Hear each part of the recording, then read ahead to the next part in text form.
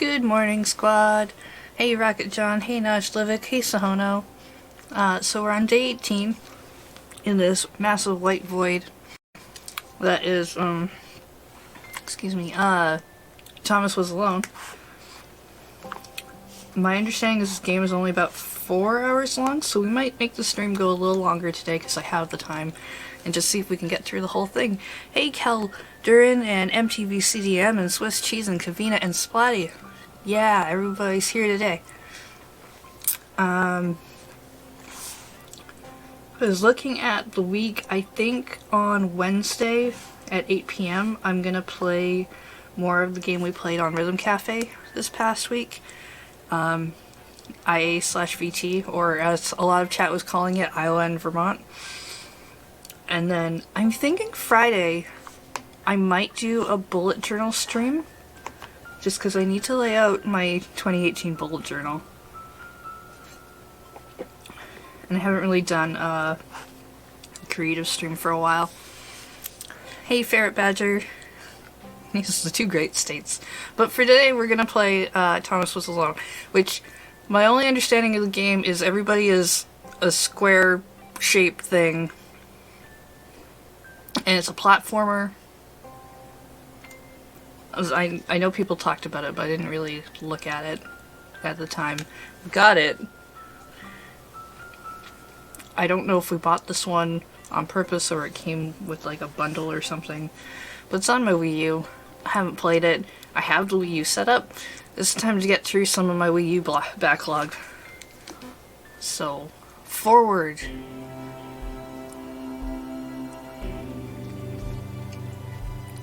Program was a failure. People forget this. This was a massive flop. Coders started adding name strings to the AIs as a joke. Thomas at 23612 wasn't special, and then I couldn't read the rest of it. Was alone.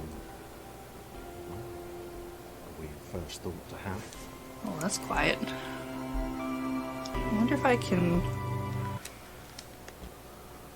Oh, that's at 100%. What's the commentary volume mean?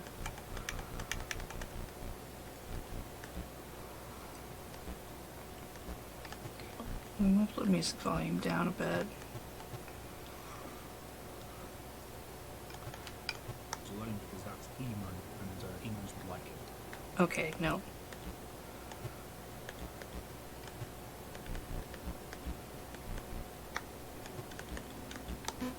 And emo. Hello, I'm Mike Biffle, and I made, well, this game, Thomas Was Alone.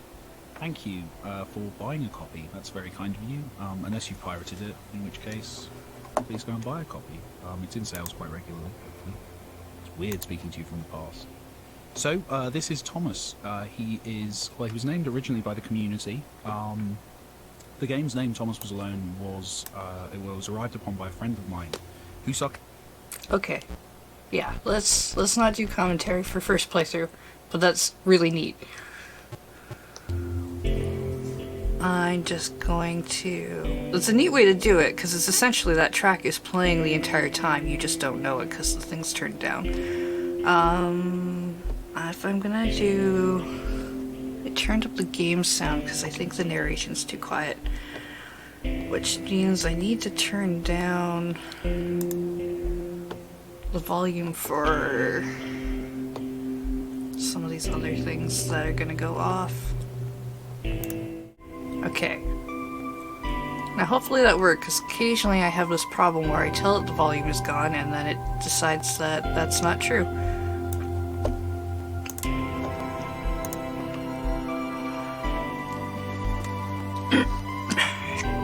Okay.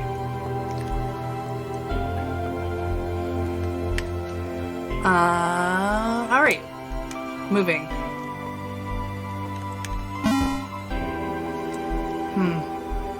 This is gonna be hard.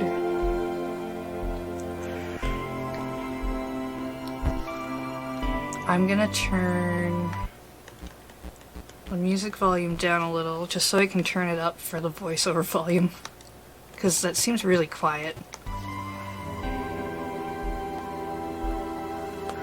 Okay.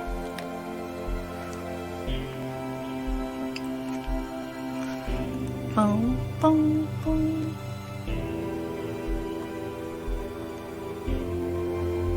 Oh, I can jump. Okay, that's cool. Jumpy jump. Thomas decided to start listing his observations for posterity. 1. The whole alone thing. 2. Portals. They led somewhere. He'd yet to work out where. 3. Falling. Thomas was absolutely fantastic at falling. He was almost as good at falling as he was at observing. This is real cute. I hope nothing bad happens.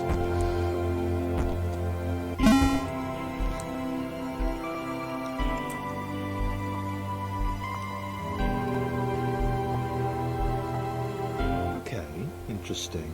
Thomas couldn't fall past. Okay, yeah, no. What's this block? Think, damn it, think! What if there was some kind of inverted fall? Some way to... what's the word? Jump. It worked! Thomas had solved the great inverted fall mystery. It's super cute. I feel like I'm watching a children's show. I like it.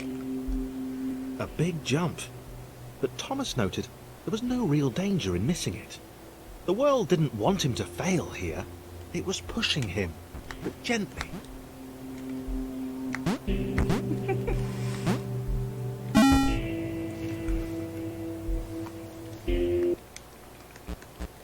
I can turn the effects volume down a little too.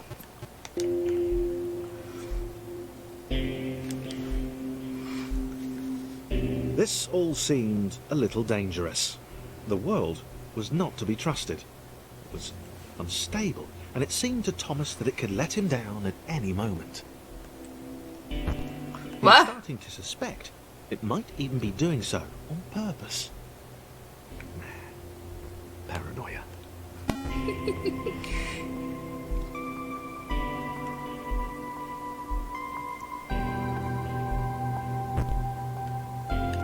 Thomas wondered whether the portals were actually taking him anywhere. He felt like he was making progress, but there wasn't really any way to know. He seemed to be moving predominantly up and to the right, which might, or might not, be important. Yeah, no, I want to keep the voiceover volume high. The sound effect still seems a little loud. It might have been paranoia again, but Thomas could have sworn the world was becoming more complicated. It always seemed to be one step ahead of his skills. It had been designed just for him. Oh, He wondered why. Was the world testing him? No. Too obvious.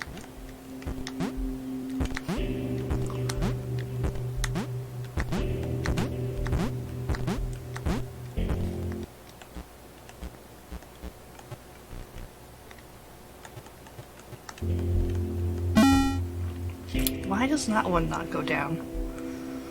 Oh well. Pass through respawn points to save Something about the progress. boiling, toxic, glowing water intimidated Thomas. He didn't like it. He certainly didn't want to swim in it. Didn't mean to swim in it. He made another mental note. 4. Water. Not good. To be avoided.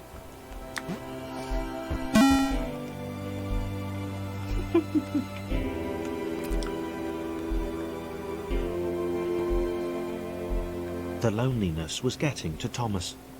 No amount of observation or obsessive note-taking could combat that. Oh man, I'm actually kind of excited to replay this game just with the commentary track on now that I've discovered that that's a thing. I haven't even played this game.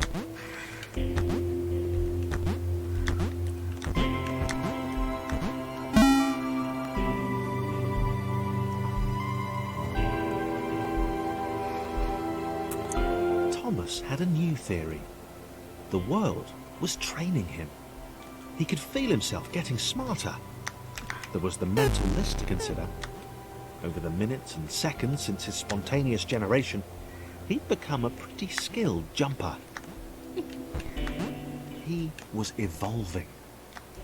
He just wished he had someone to share it with.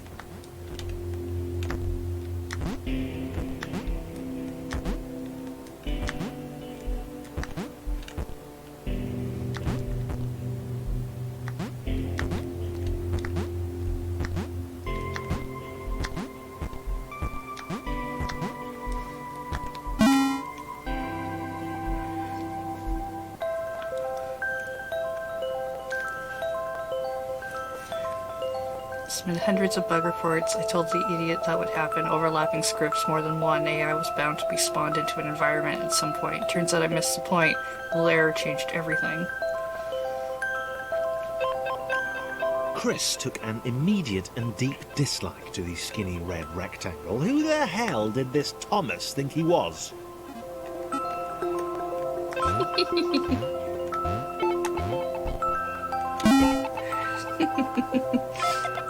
Oh, Thomas not a friend. Friend doesn't like Thomas. Chris had been doing fine. He wasn't the highest jumper, but he'd held his own. He'd even been graceful at times. Well, not actually. Not technically graceful. Probably the wrong word, but, you know, fine. There was that skinny little runt leaping about like he owned the place.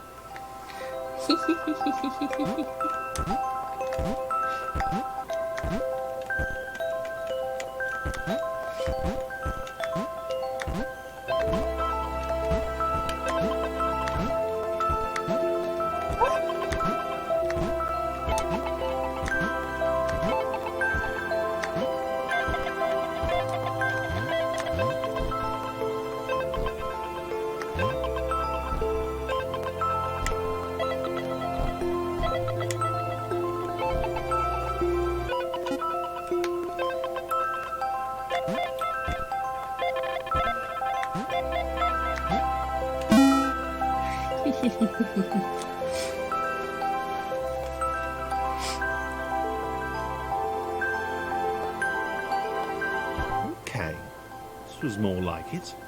The glowy white thing. Only Chris could get to it, which of course made it all the more enticing. What would it do? What new opportunity might this switch open up to him? Yeah, I'm fine with you.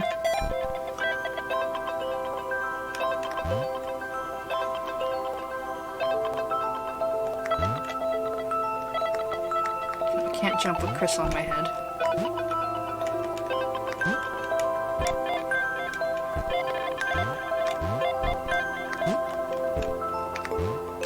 Great, great. Another chance for Thomas to jump slightly higher than Chris. How fortunate. Seriously, this made the whole switch pressing thing entirely worthwhile. Oh, Chris.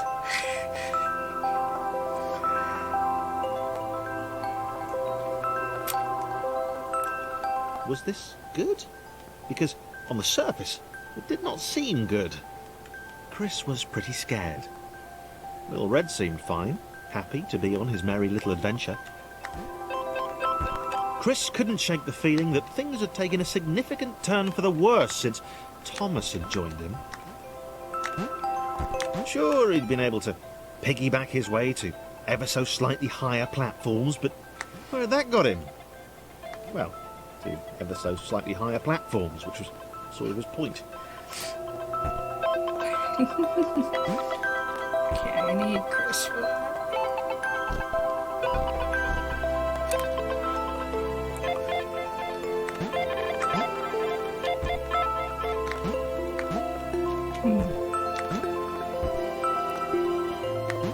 Oh, okay, don't.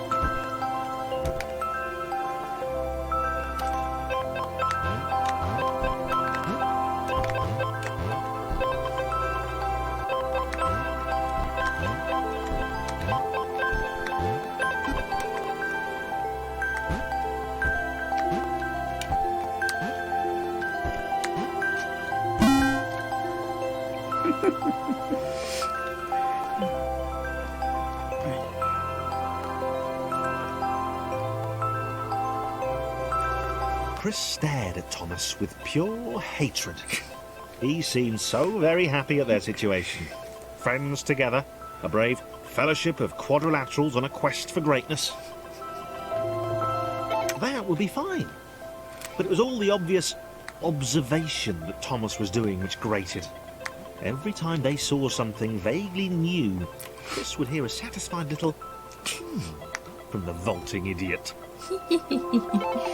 He hoped the next portal would split them up, if only for a few levels.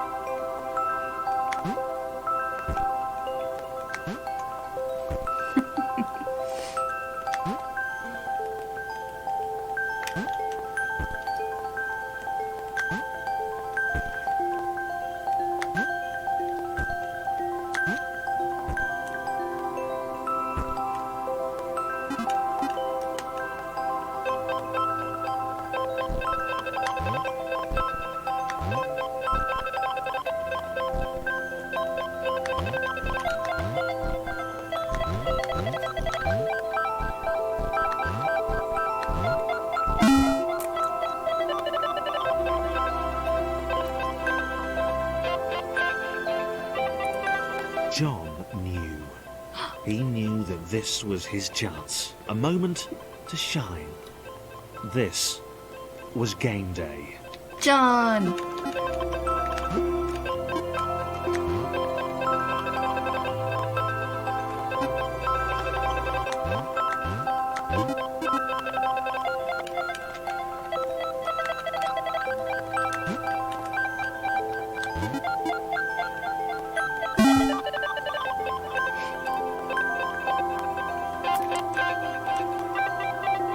This would not do. John needed room to show off his exceptional skills.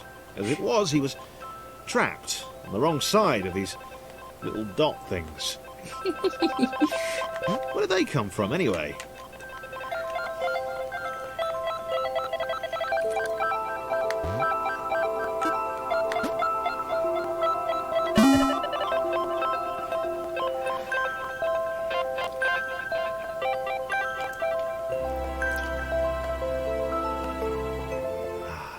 John inhaled the air of the open space, and it smelled of awesome.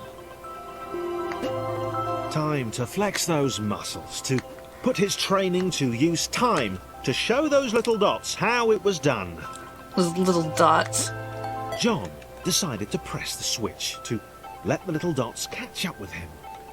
John cared for his new allies. Aww. John likes You you. could tell from the sympathetic expression he practiced in the mirror all these years.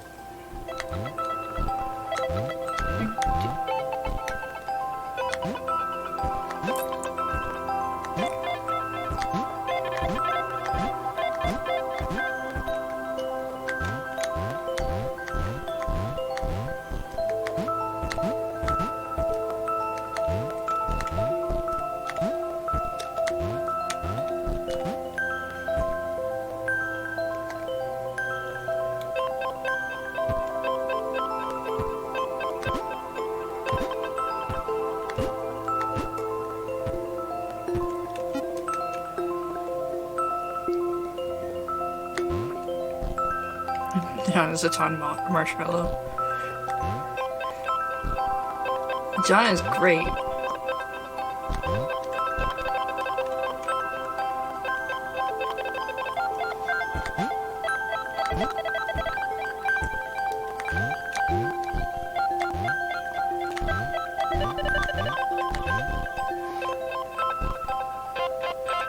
Can you make it all the way?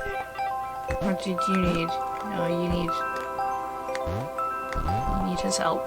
You need Chris's help. Oh. Might need John's help too, actually.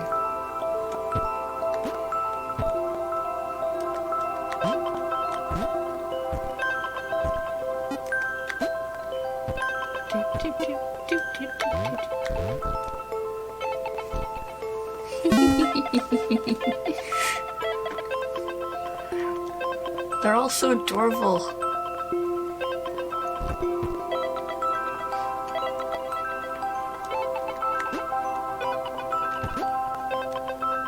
Okay, so you can probably... John was happy to keep helping. He felt it was important to his image that he was seen to help the little guys.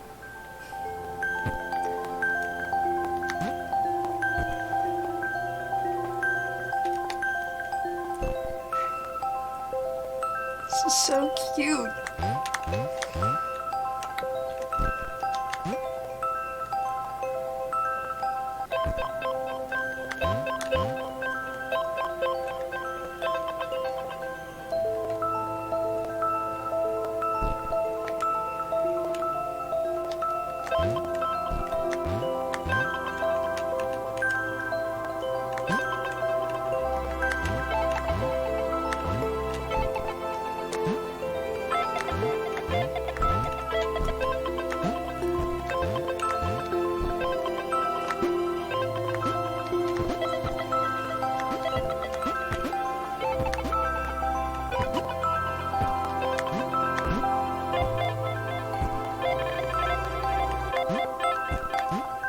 You can make that.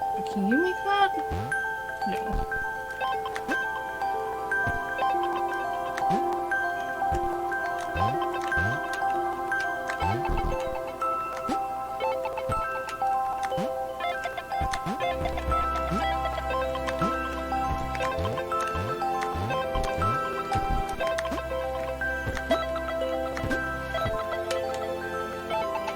The lighting that keeps changing is really interesting.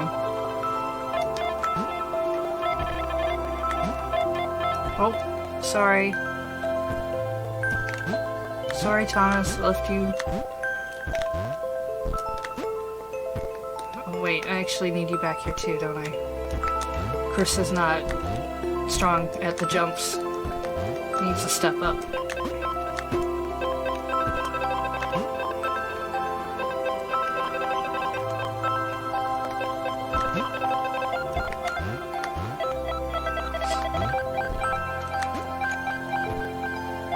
He didn't mind them so much either. The red one, Thomas, had a charming way of applauding every time John jumped.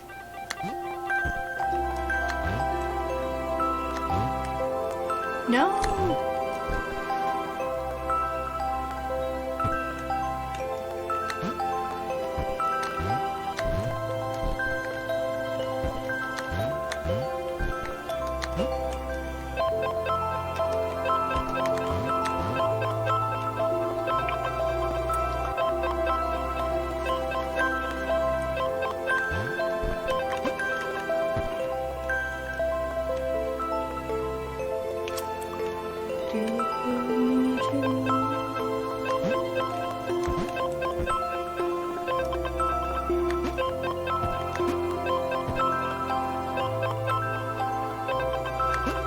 Is there a The switch? angry orange one was less immediately likeable, but his unremitting cynicism and tutting amused John. Didn't like the orange one as much, but, you know, he was pretty funny.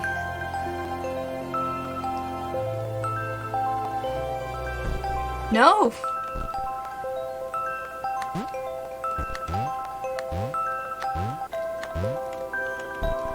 John, come back.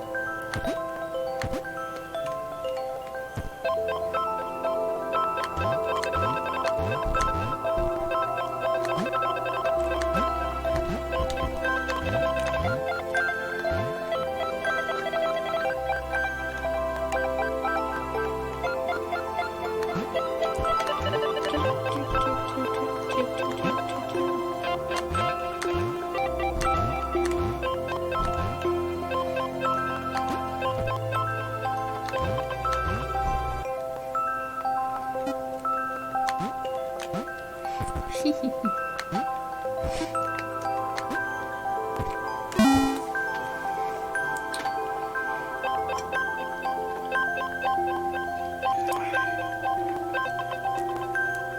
was interesting. A floating target. This would require coordination, balance, and timing. Oh, okay. John was sure the dots would be lost, but he was happy to guide them to triumph. I like how John's just like, I'm the leader now. I'm the tallest.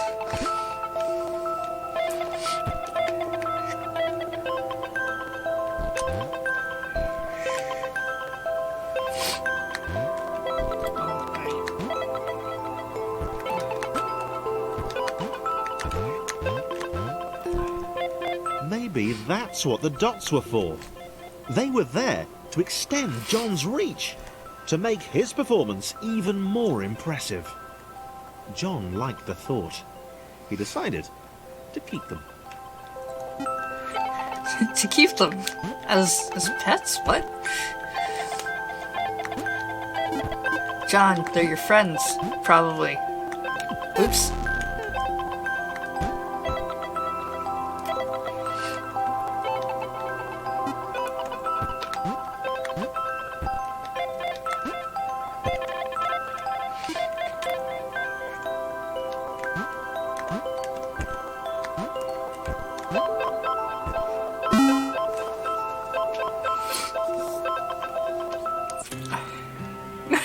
I like working with the other two, but I know who the star is. Initial group possessed simple variations in size and strength. More complex configurations were inevitable. As the air spread, these variations became increasingly extreme. New character? So, this was how Claire would die. She knew it would happen eventually. No, Claire! She was rubbish at jumping, and she moved slowly. She felt a little like her continued existence was breaking some kind of natural order. Aww. The crumbling pillar was a dramatic death, she supposed. Wait, what? Claire couldn't shake the feeling that she was not, in fact, dead. It was at that moment that Claire realised she had superpowers.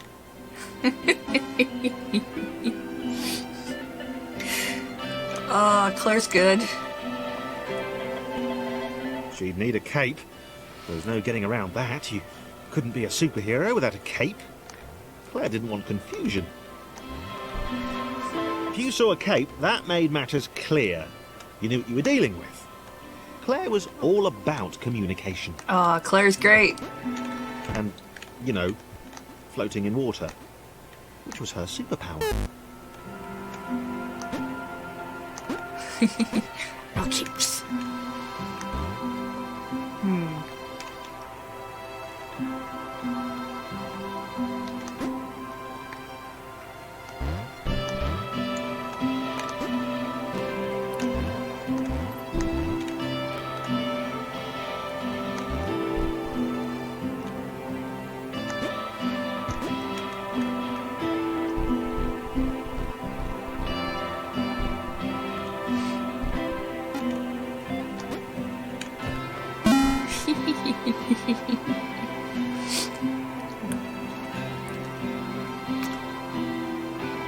All right. Fear not, my skinny friends, for I am Claire, and I will save you. Claire needed to come up with a superhero name as soon as possible. Claire was rubbish. Nah, Claire's great.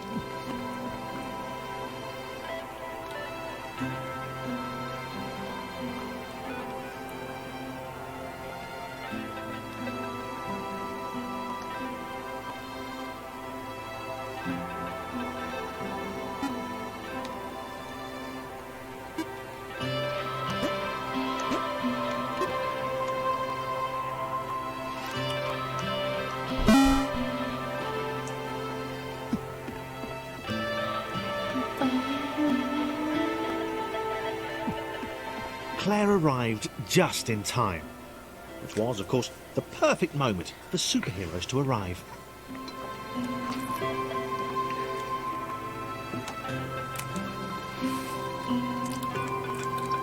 Hey, Zoe. Oh, I'm glad you dropped by. Oh, I should have been watching the screen. But thanks for dropping by and saying such kind words. I'll see you later. Claire arrived just in time. In the VODs. Which was, of course, the perfect moment for superheroes to arrive.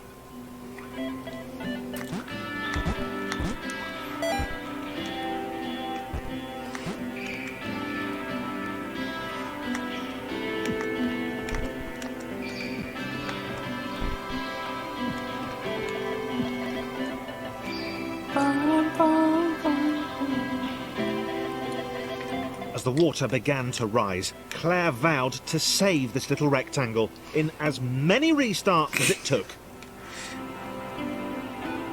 Claire knows how video games work.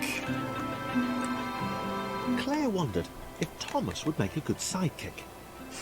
Or was she more the lone Avenger type?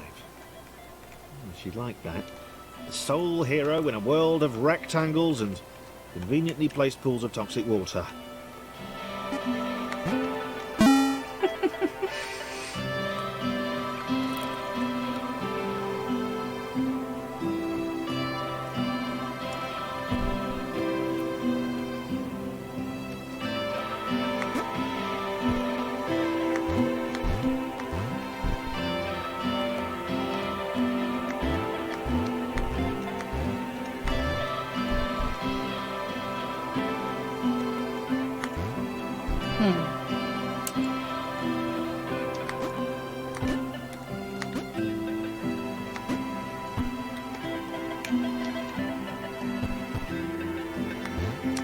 The others told Claire that staircases were a bit of a fixture here. Claire wondered why the world made it so difficult. You and me both, Claire. You and me both.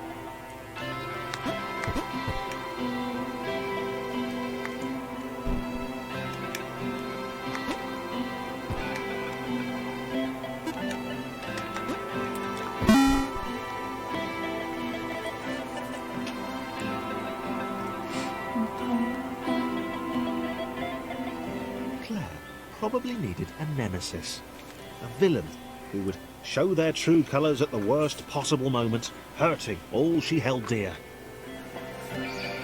Chris was the most obvious choice. He seemed stroppy enough, and his jump was so pathetic that it conveniently avoided Claire's insecurities. Yes, Chris. Diabolical Chris. The fiendish Christopher.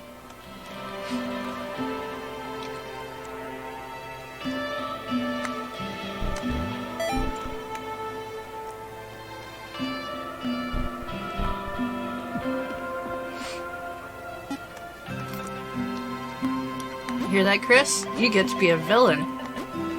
Probably.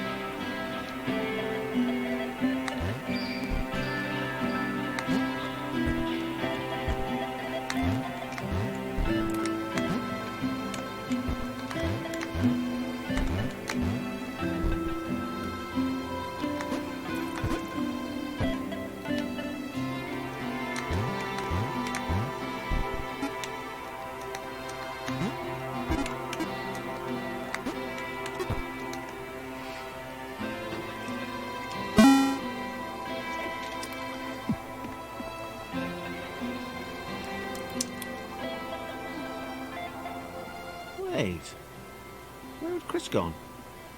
Was he off somewhere? Plotting Claire's downfall?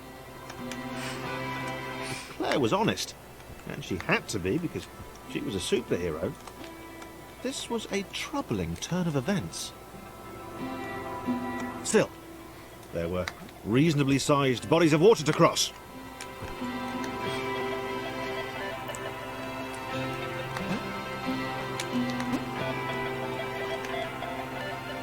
Reasonably sized bodies of water.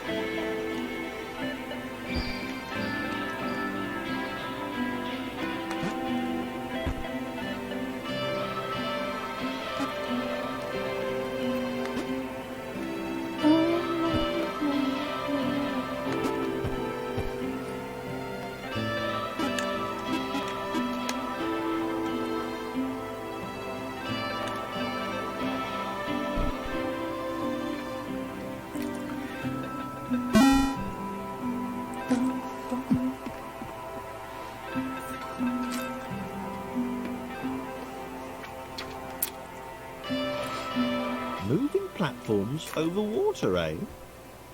Claire's newly heightened senses told her that there were multiple paths across with various possible configurations of the little posse.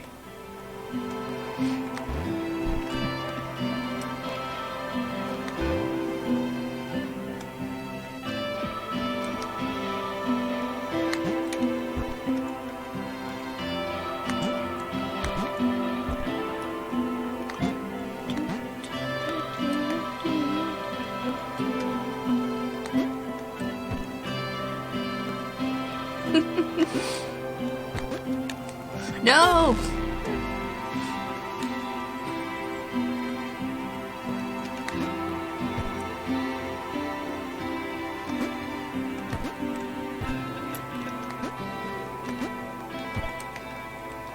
They were doing really well. Claire hoped she could get them all across. John was fully aware he could do this alone. Thomas hoped he'd never have to. Oh.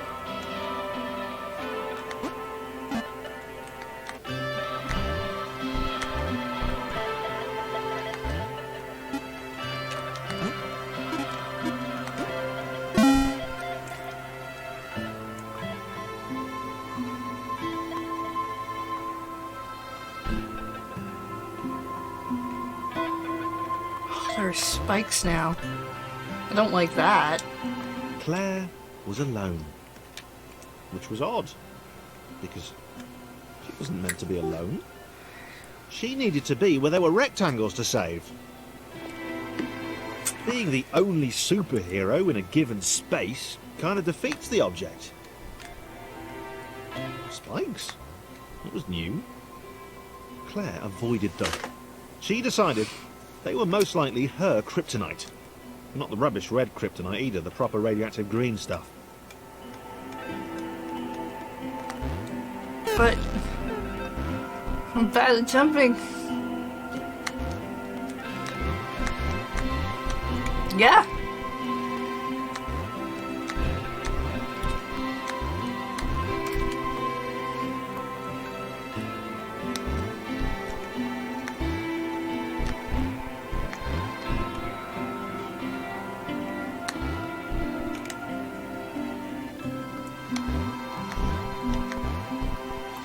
Her only weakness, right?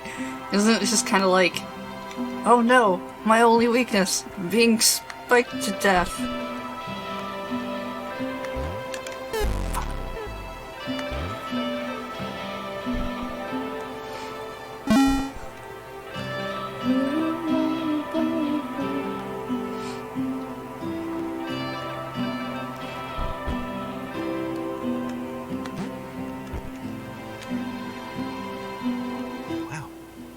Deja vu. The world was repeating. And this time Thomas was here. Claire felt something had gone wrong. There was a disturbance in the force. Something had altered the matrix. The world was reacting to their progress. It was amassing its forces. It was plotting against them. Claire finally had a nemesis. The world? The world is your nemesis, Claire? That's rough. It's a rough nemesis to have. There's so many of them.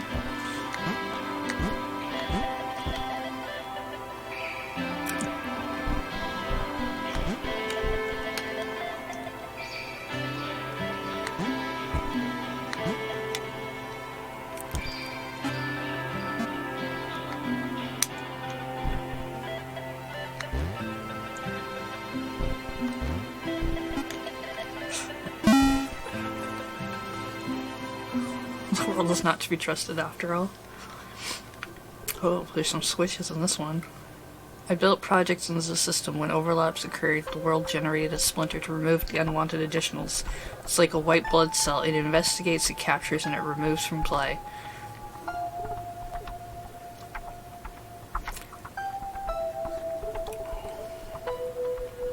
Oh hey, new character! Oh, I can't get through there. Laura was pleased this one was behind the wall. Maybe he'd never know what she could do. Maybe they could just have a conversation. Hang out. Oh.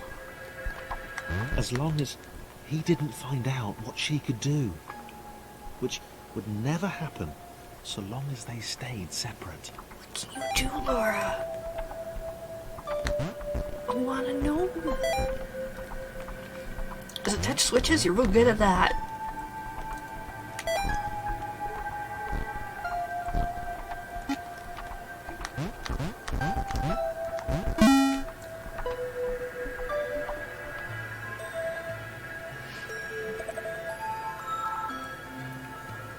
Oh no, Laura, you're going Laura to meet. didn't have time to worry about the ominous pixel cloud.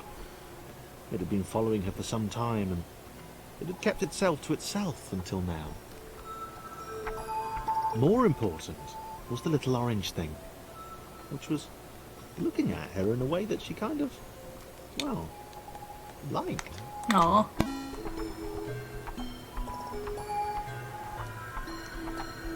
Oh, yeah, that pixel cloud looks weird. As the square, who had shyly introduced himself as Chris, bounced atop Laura, she began to worry that he was just using her like all the others had. Oh. They'd all bounced too, and then they disappeared when her back was turned. Aw. Laura.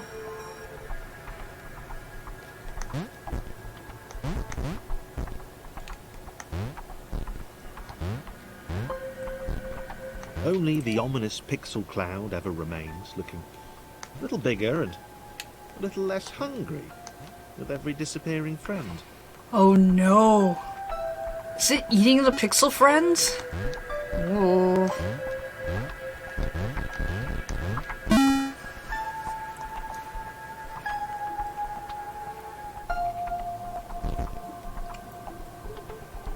With every bounce, Laura found herself less and less irritated by Chris.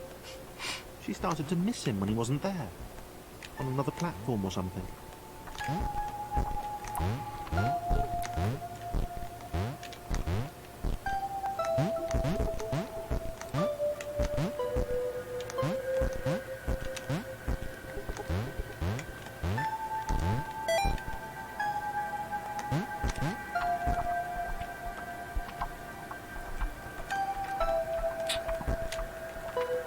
She'd wonder what he was up to. Was he missing her? He wasn't saying very much.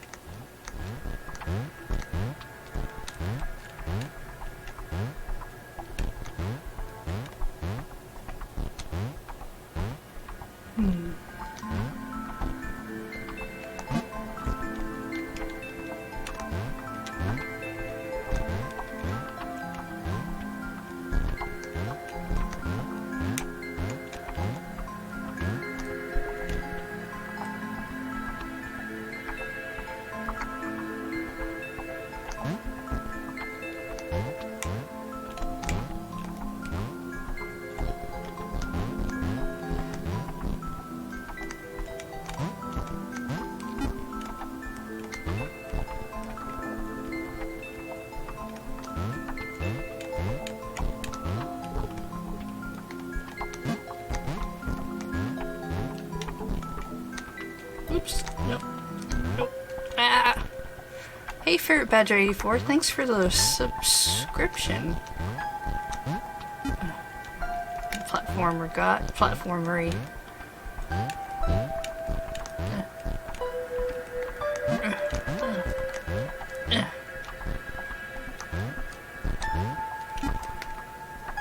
Okay, got there.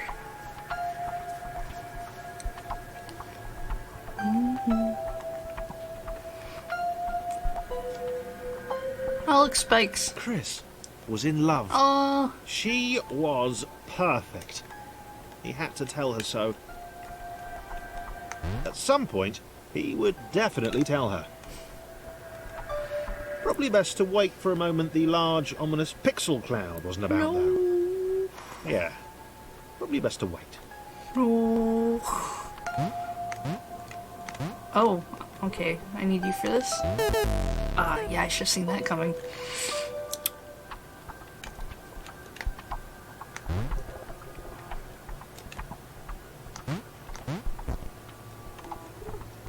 Oh, this is gonna be bad. Oh, it went away. Okay, thank... Ugh.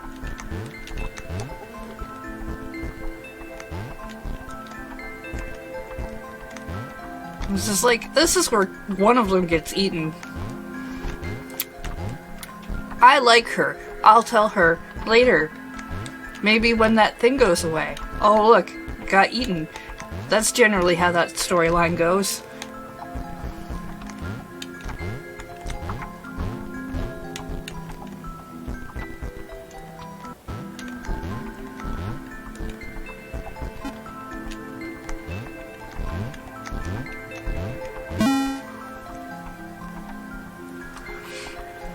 Oh, hang on, Decrypt Scaler.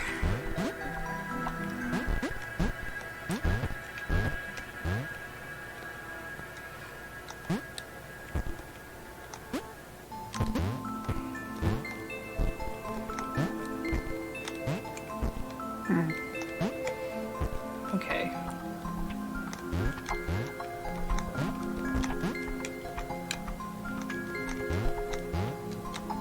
Can't reach.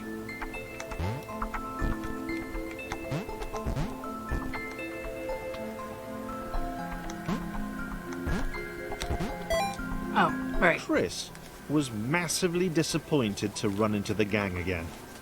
He'd enjoyed the alone time with his new girlfriend.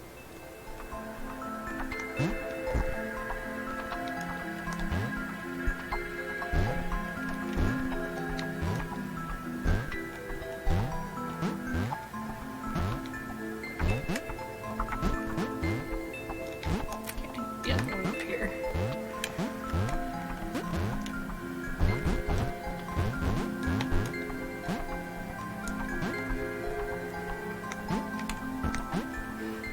Hi, Pixel Cloud.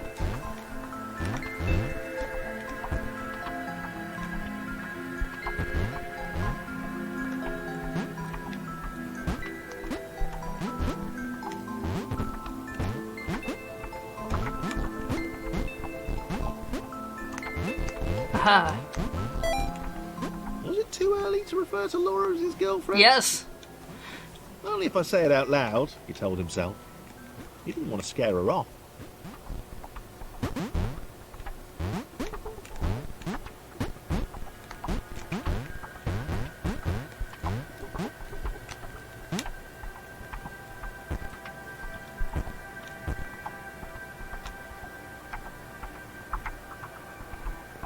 It's way up there. Probably need this one.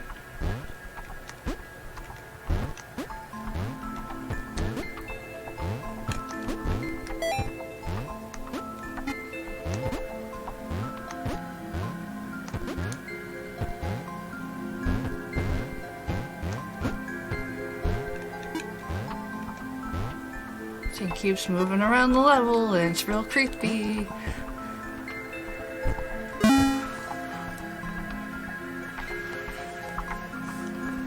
The others seemed suspicious of Laura, and the eager-looking pixel cloud of death which seemed to be watching her.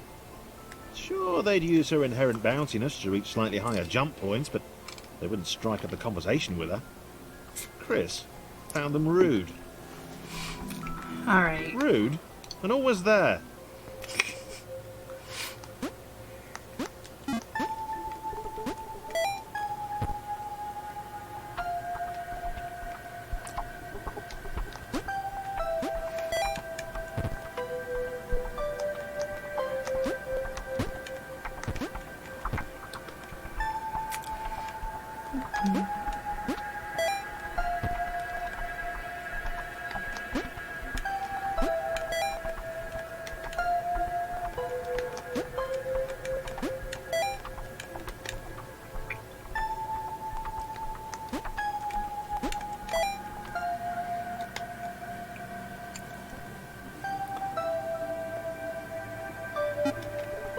Okay, I think...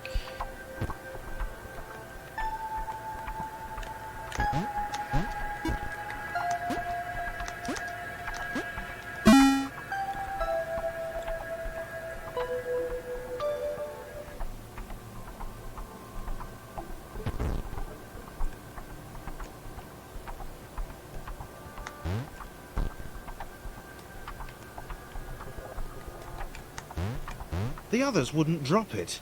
Who's that cloud guy? Why is he following us? What's that rumbling hungry sound he keeps making? Chris, can we just leave Laura behind?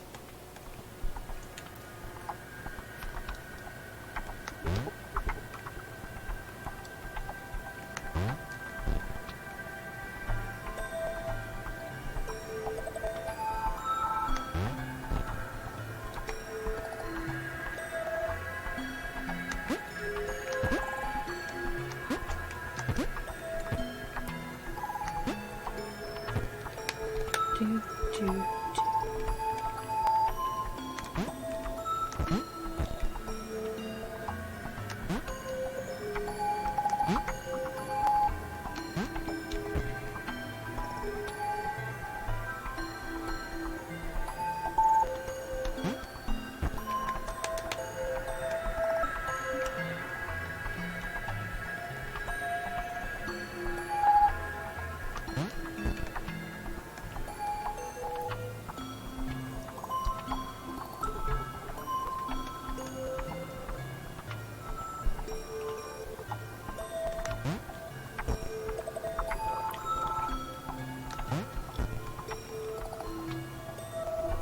Hey, Cricky girl.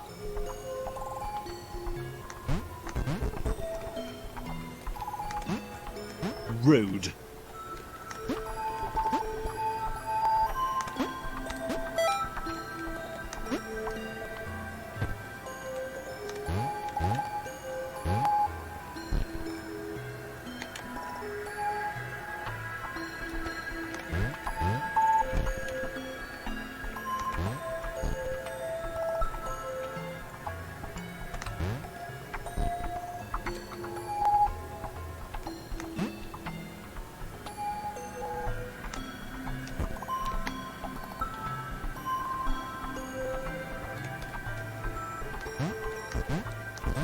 How do I get...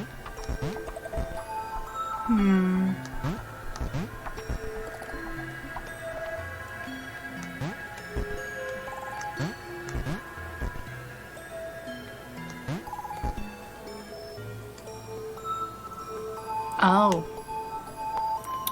Yeah, okay, that makes sense.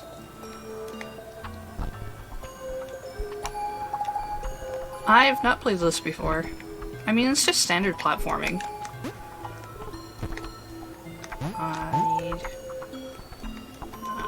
you. You over here.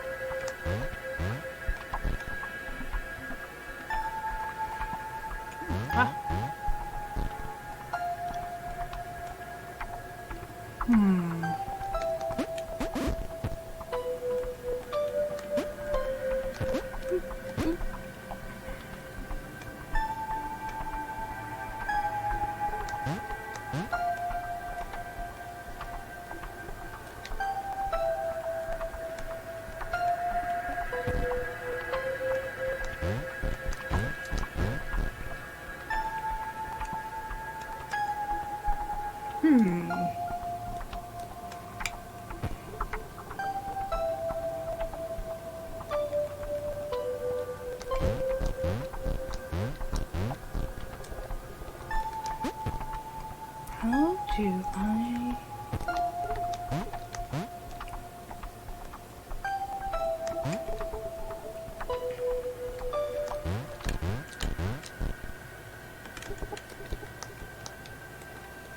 Okay, I am a little stuck.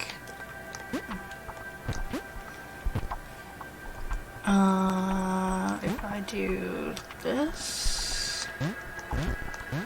Yeah, there we go.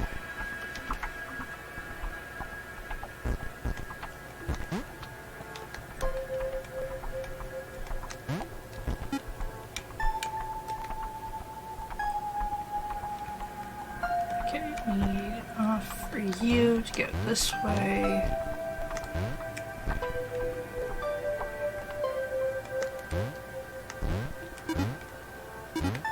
And then the rest of you should be fine on your own. Badoo. Hey, Featherweight.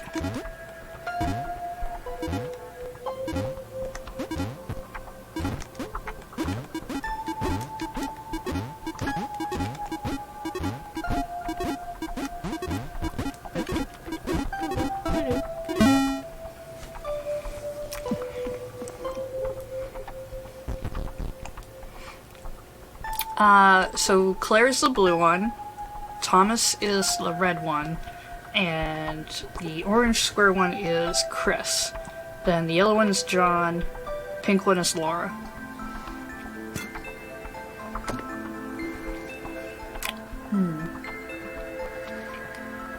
Claire's the only one who can float. She's a superhero.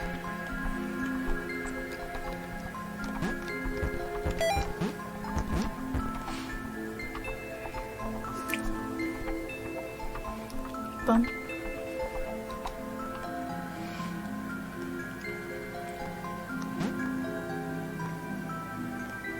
Okay.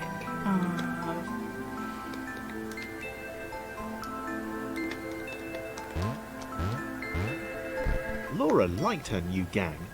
She liked Chris. She liked having friends. These ones seem to be sticking around too. Not like those losers from before. I mean, the ones who were probably being eaten.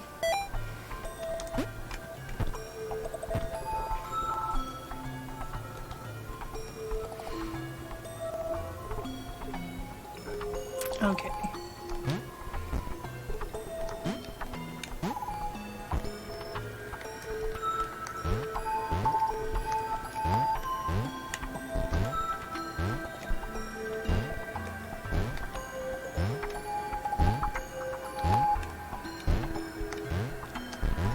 It's not quite enough.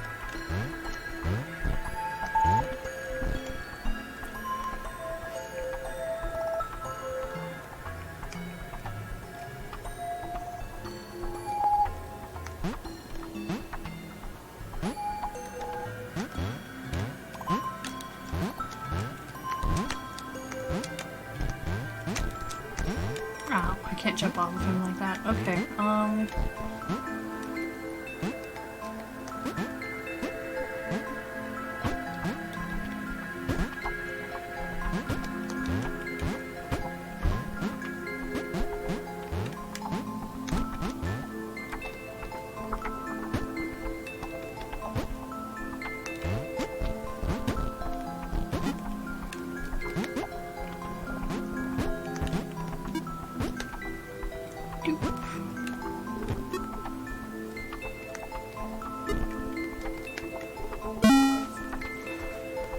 bum, bum.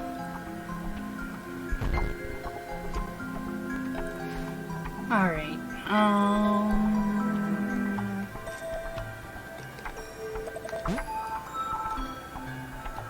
The pixel cloud was getting closer. It was spending more and more time hovering around.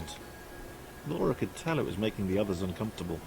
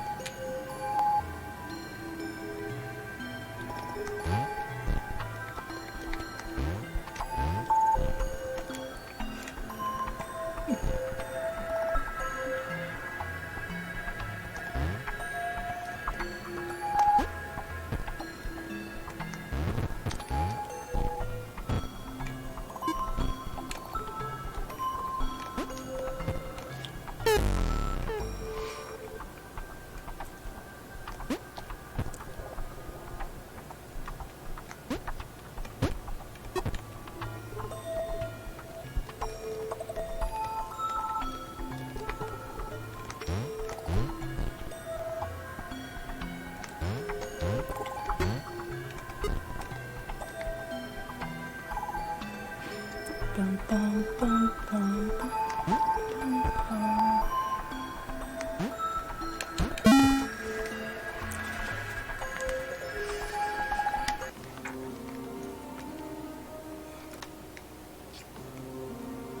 No simulation can support too many entities. At a certain point, something has to give. If Thomas AT-23612 hadn't possessed those exact personality traits, it's likely the story would have ended there. We'd still be in business. What? Thomas did not like the cloud. He'd long since stopped listing his observations, but he instinctively observed that this thing was bad. I mean, yeah, Cloud seems pretty He'd bad. been right about the water. I need Laura up there first.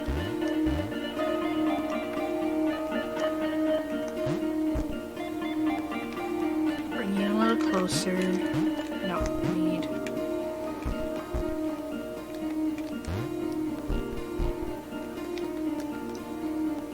Jump down on that one.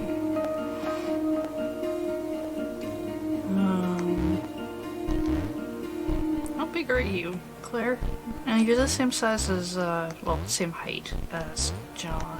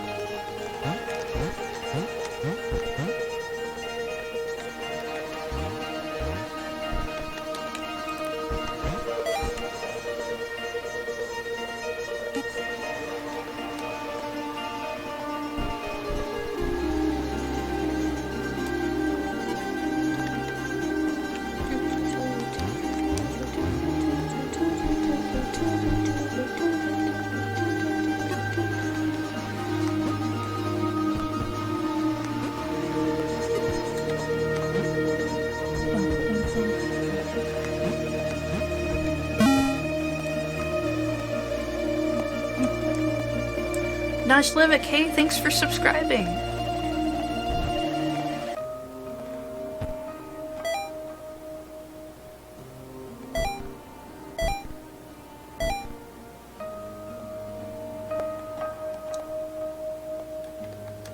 Probably your turn, John.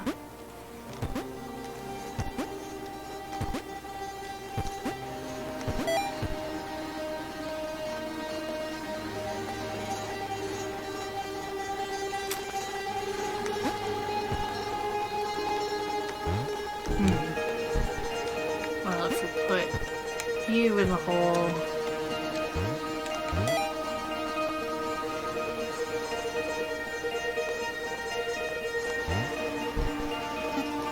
Okay, we got the two views sorted then. Let's take a look at this group. We need... So that's not so good.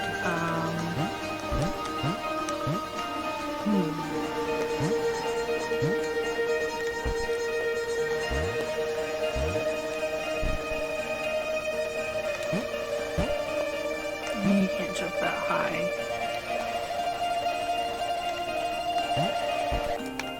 Okay. Get you up to the sledge. And then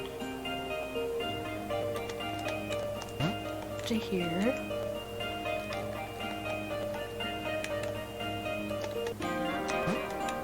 Thomas could tell Chris was in love. That Oh. was fantastic and everything, but that didn't mean they could let the doom cloud keep following them. Oh, this guy got... Thomas was going to put his foot down once they got to the next level.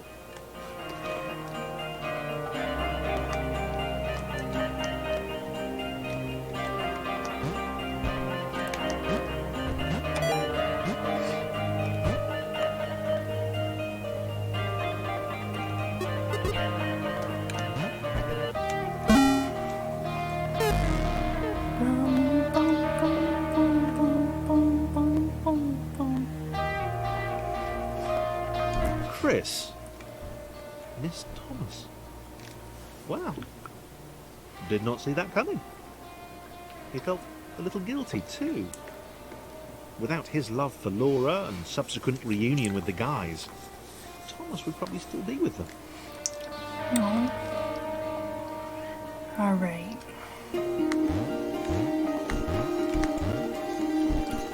How to get up there?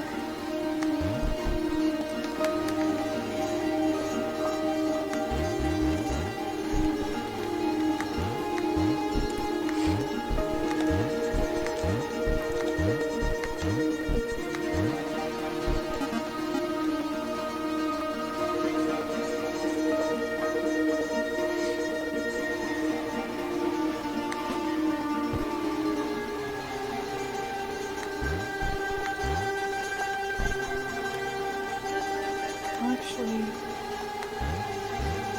Nope, too tilted.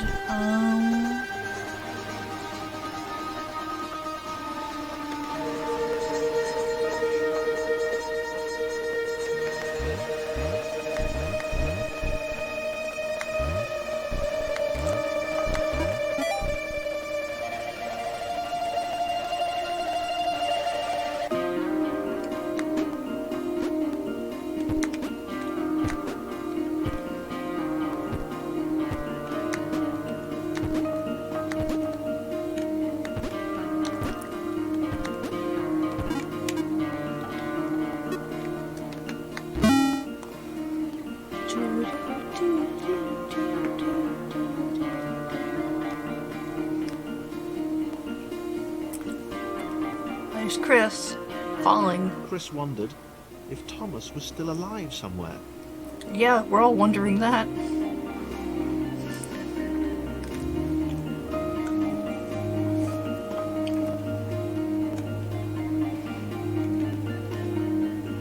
He wasn't going to go looking for him, but he did wonder, and that showed character.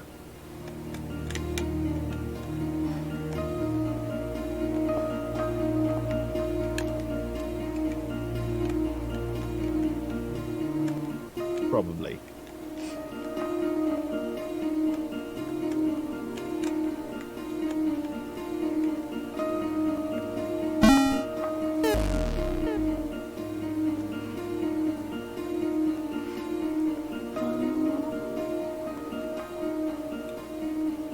Maybe the others hadn't abandoned Laura all that time ago.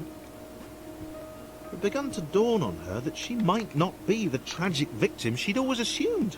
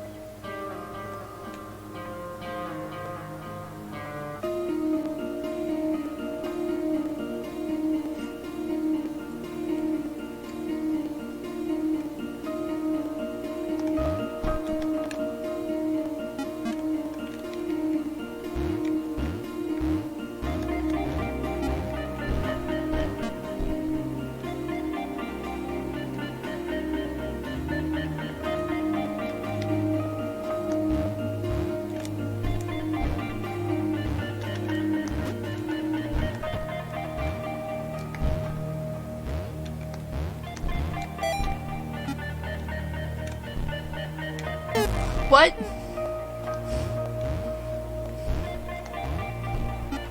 I figured it'd stop. It seemed that the square was safe. Safety square. So do not trust the world. Whoa, I don't trust you at all.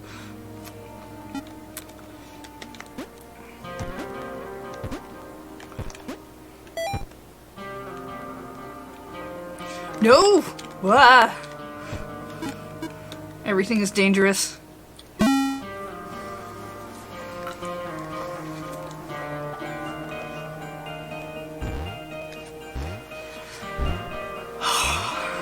Okay. Whoop. No.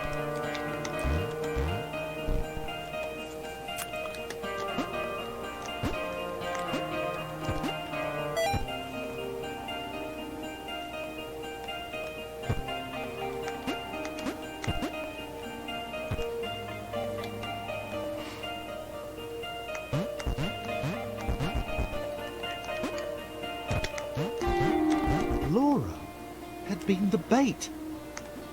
She had a hunch that she wasn't needed anymore. No. No, Laura, you're great. Look, we need you right now. Oh, wait, I need to move. Like that, maybe.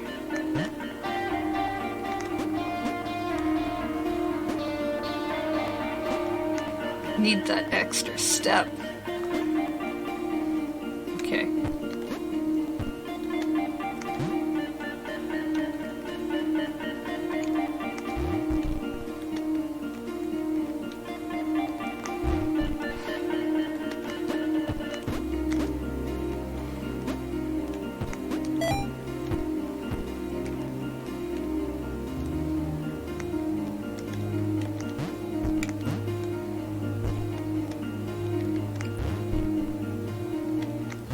Oh no. How do I... Right, okay, no.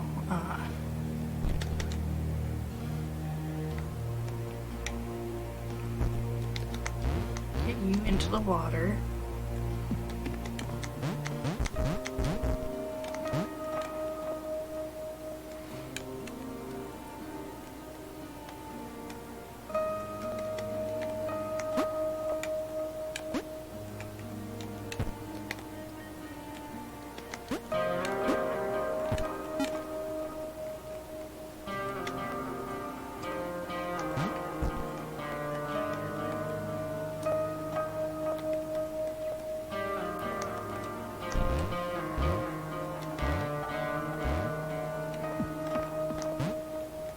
Laura and Claire on adventures.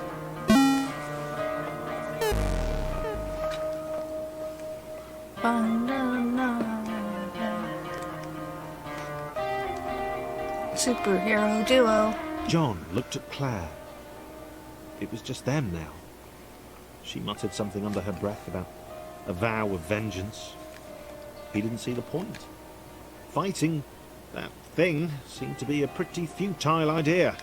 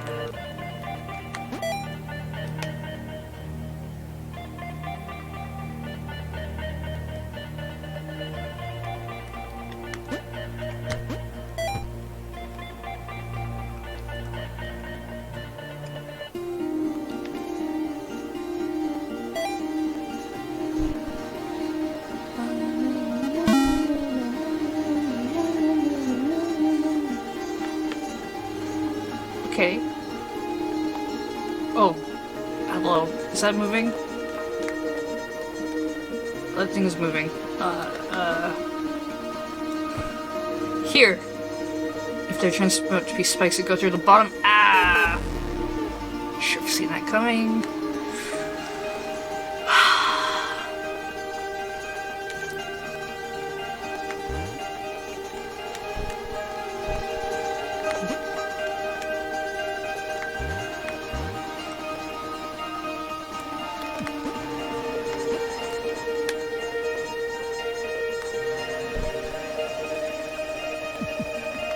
No!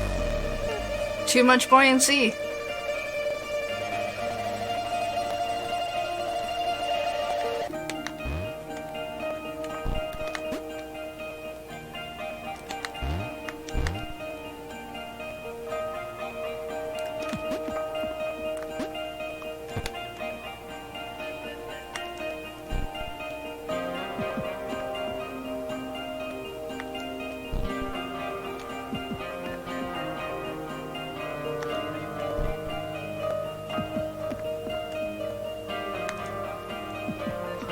Oh no, oh no, oh no, oh no, oh no.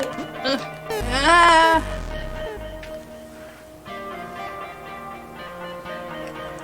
Oh.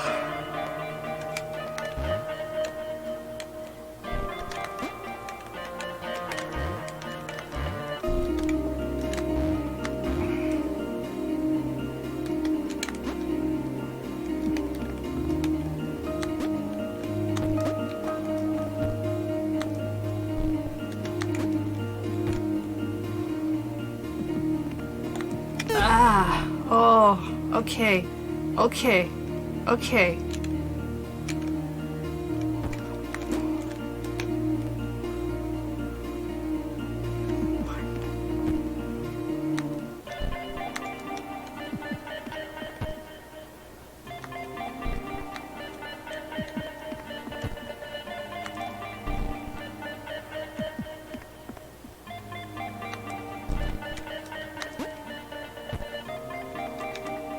As they struggled to get to the next portal, John hoped that he would be the next to get eaten. He didn't want to be alone. Oh, thank goodness. Now let's just do this the safe way. John doesn't need to jump that. No!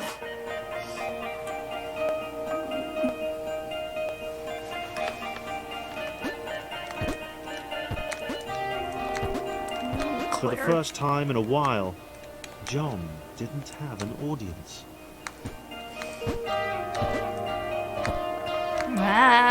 Oh, I didn't realize water was coming up. Okay. For the first time in a while, John didn't have an audience. He was alone. Leaping from black square to black square didn't seem nearly as exciting now. It just seemed empty.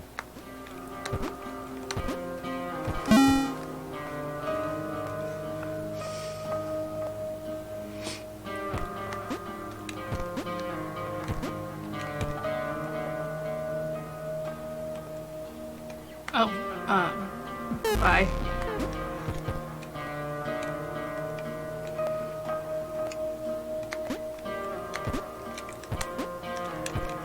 Whoa, no, spikes are awful.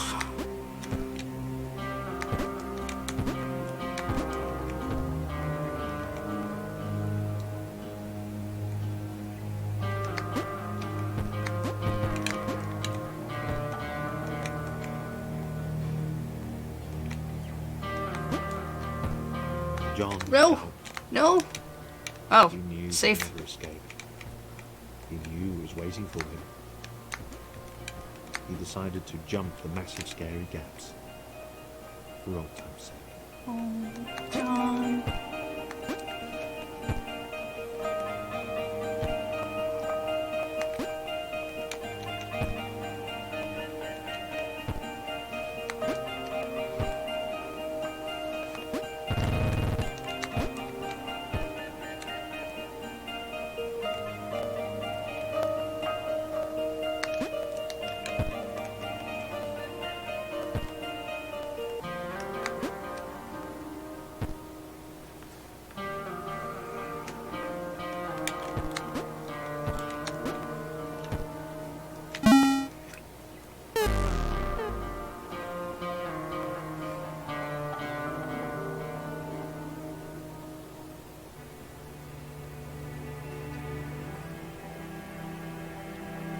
Initial 5 are usually given the credit for the emergence. People forget that later architects, the AIs who made the event possible, they saved Thomas and set him on the path to his destiny.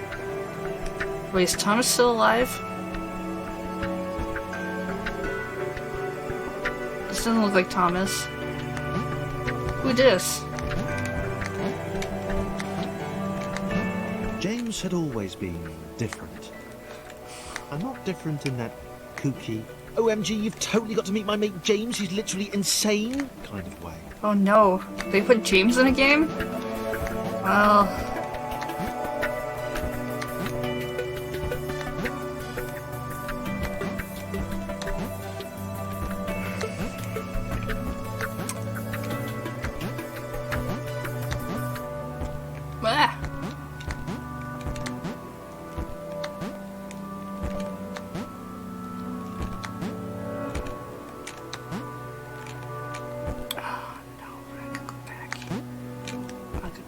Back. Famous quadrilateral James Turner.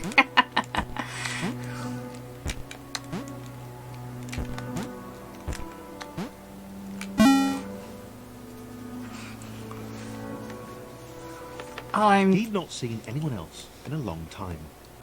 Not since getting eaten by that cloudy, pixely thing.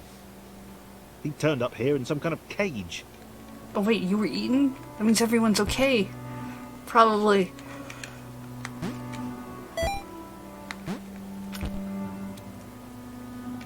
I'm not so good at upside down platforming, it messes with me.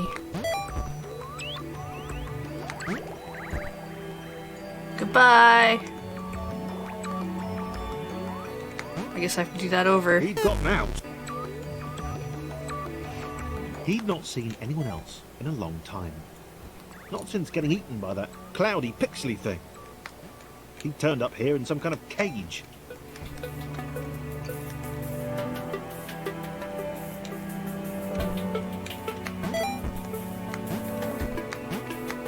No!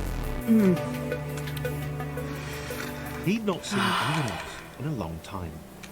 Not since getting eaten by that cloudy, pixely thing. He turned up here in some kind of cage.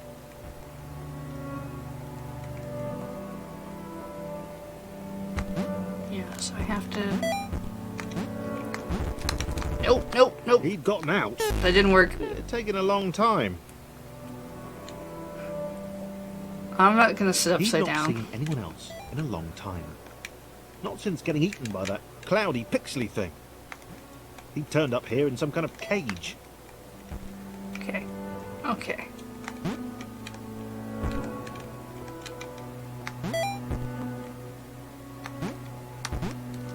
No! Out. Didn't make it! Why? He'd not seen anyone else in a long time. He was stuck in the Not hell since of getting eaten by that repeating. cloudy, pixely thing. He turned up here in some kind of cage.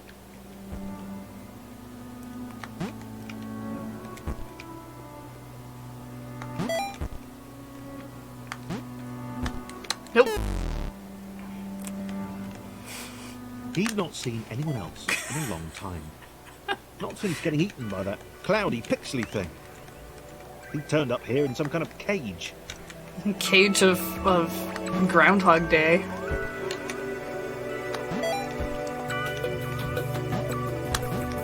No! He'd gotten out. Wait, is that even... He'd not seen anyone else. Okay, we're gonna try the other way again. Not since getting eaten by that cloudy, pixely thing. He turned up here in some kind of cage.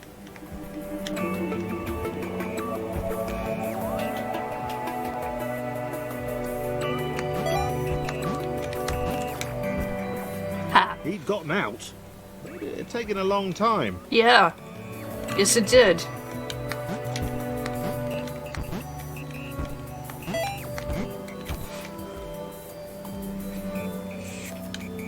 Okay. Hey, you can do.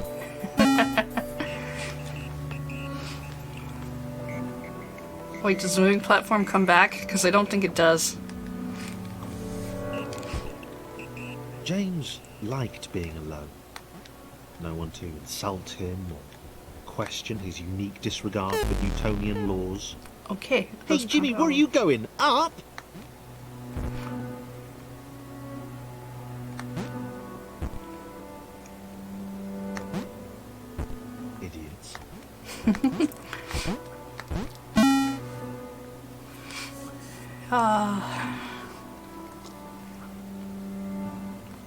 I saw Thomas.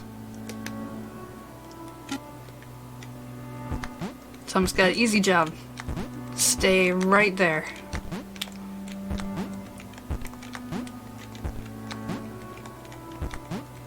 Okay.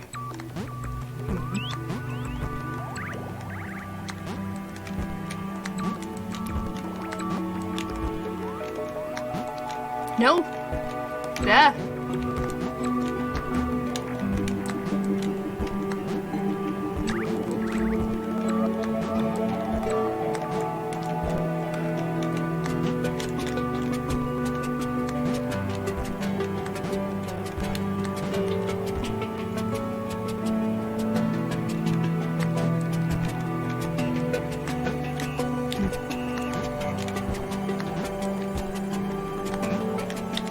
No.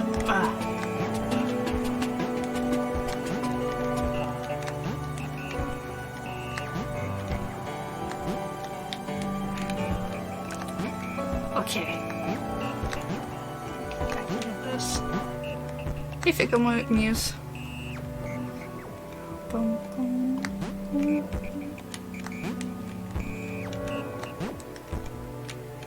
The little red guy looked confused. His cage was a lot smaller than James's had been. James decided to find a way to help. Maybe they'd be friends. Yay, friends for James.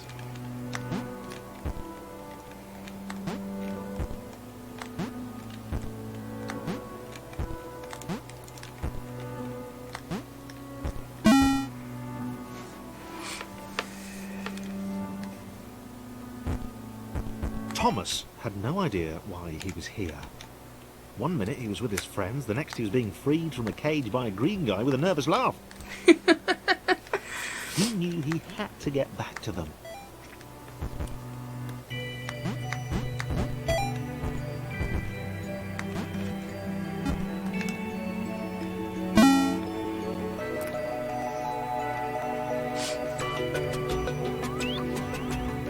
His turquoise hero seemed uncomfortable. Thomas imagined he'd feel the same way if he fell upwards all the time. If he didn't know better, he'd have thought James didn't want to meet everyone.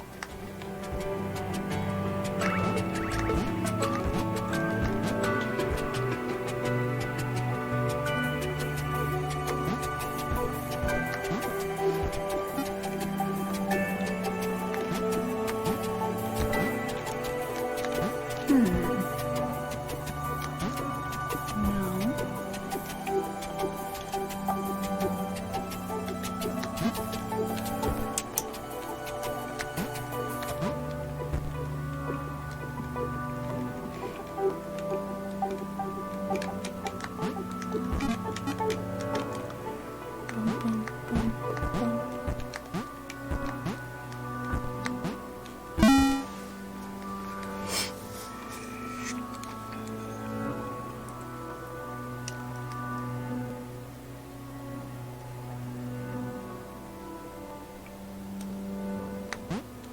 Huh, spikes everywhere.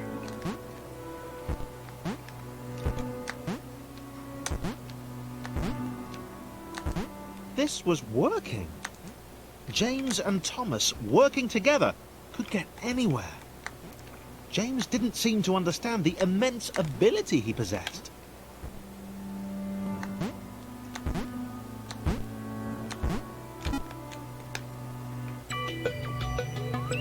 Okay, now do it again, but upside down.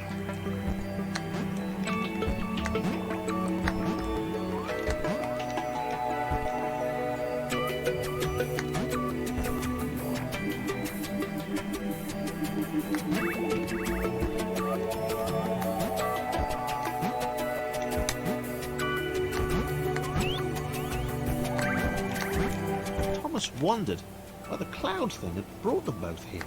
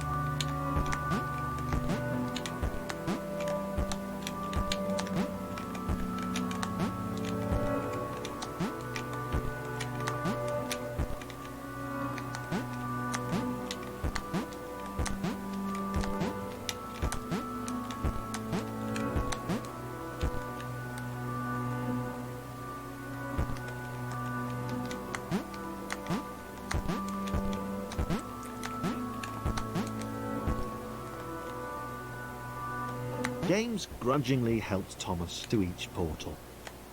He knew that eventually they'd find the others, and then he'd go back to being the weird one again. He decided to enjoy the time they had left.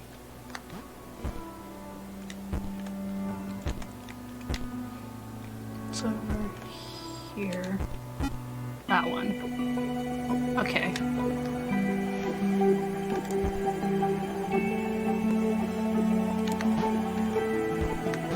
Oh, I need you.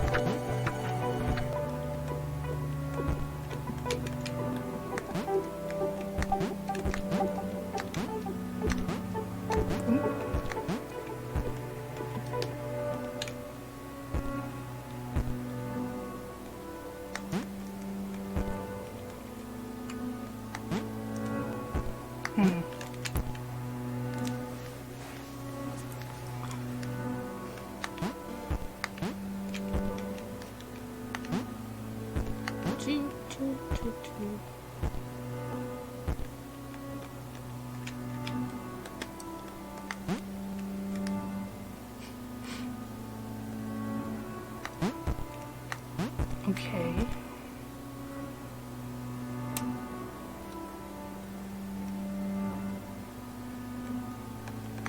How I get down?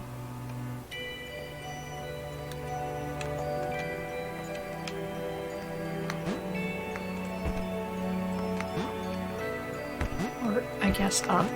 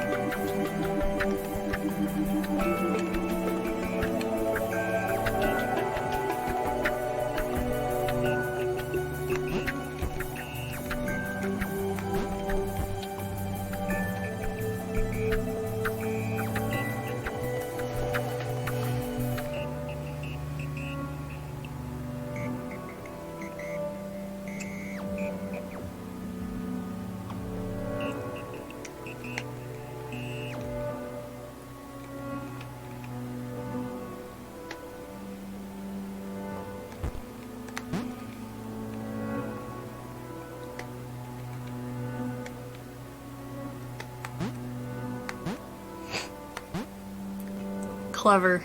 Alright. I got you. I got what you're putting down.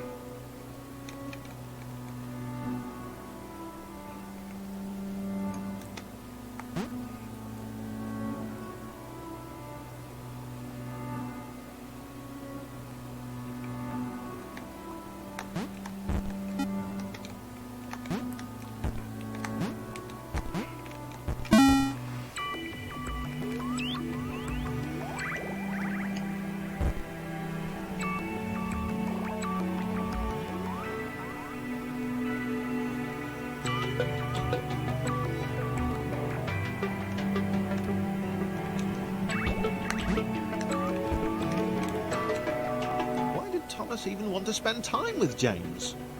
Was he not repulsed by his weird colour?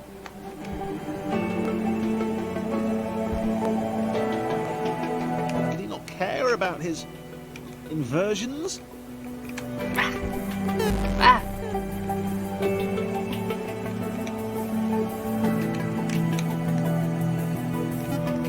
Okay. One done. Now for the other.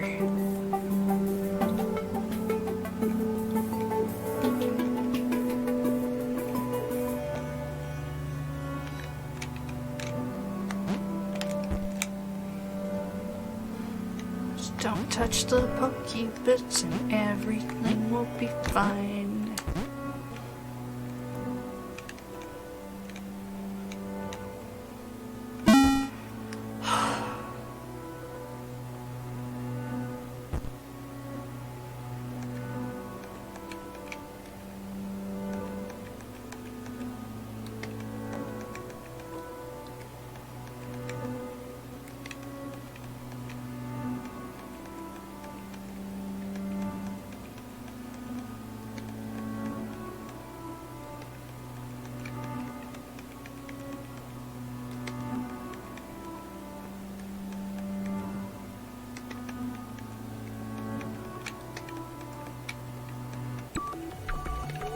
Okay, I'm on green, good. Jump. James was having fun. For the time being.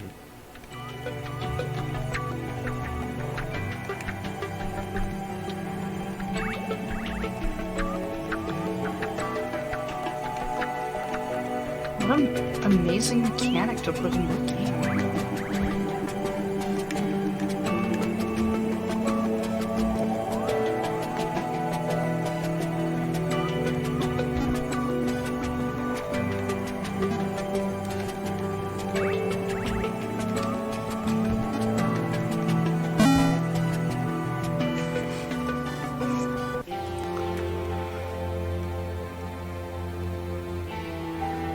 Awareness is a word that gets thrown around a lot, and a lot of people consider Thomas to have been created aware.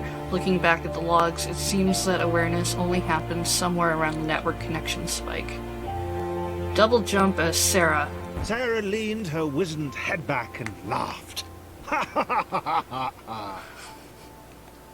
The quadrilaterals were apparently after some friends of theirs. How petty an adventure.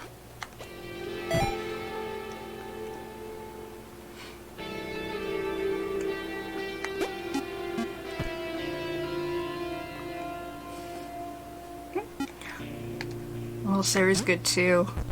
All these characters are really good in their own way.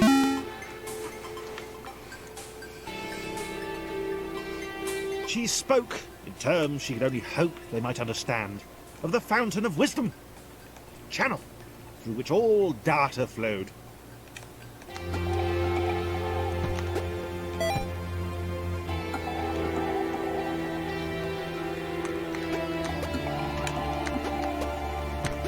Oh man, double jump is so nice.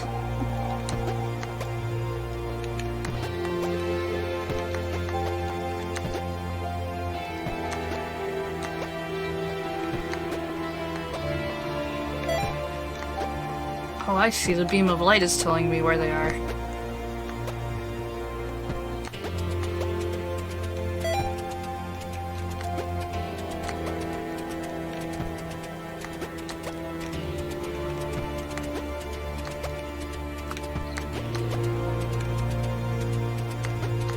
Or at least, it's up there, okay.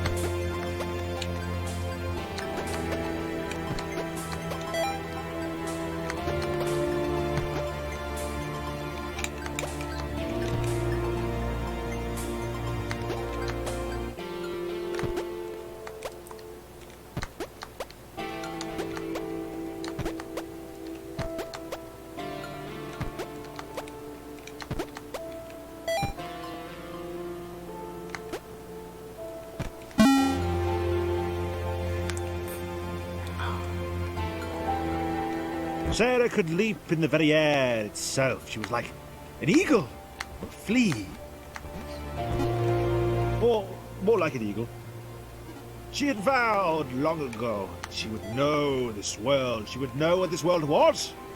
And she, Sarah, would know how to escape.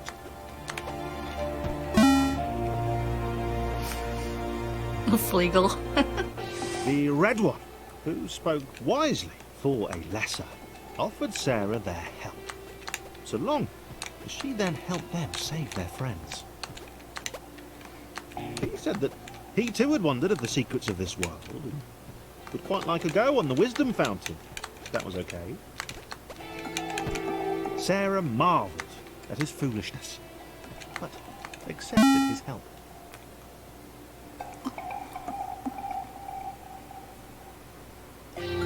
Sarah wondered at the possibilities of the outer world. She had heard legends of a third dimension. Perhaps she'd encounter one of those curves the blind square had spoken of. The blind square?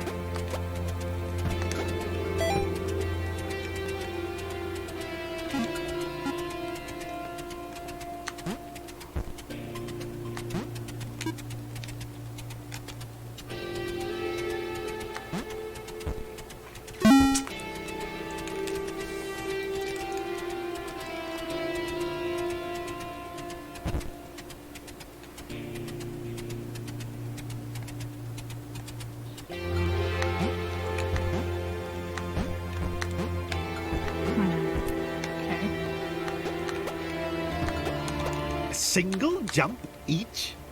These were truly weak creatures. They possessed heart, though. Sarah might consider taking them with her, if they were up to it, which they were probably not.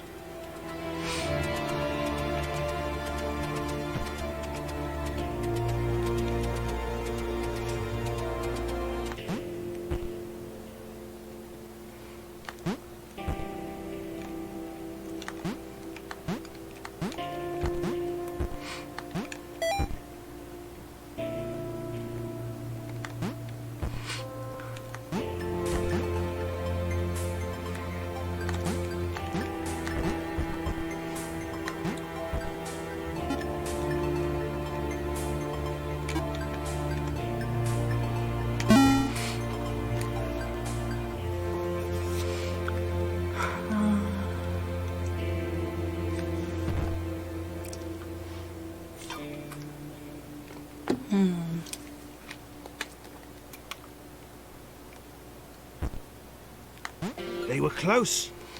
Sarah sensed the presence of the fountain. Just one more portal to go, and then she would have the knowledge.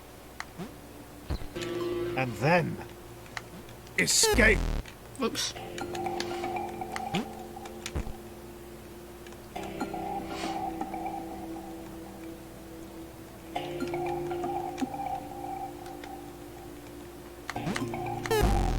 Okay.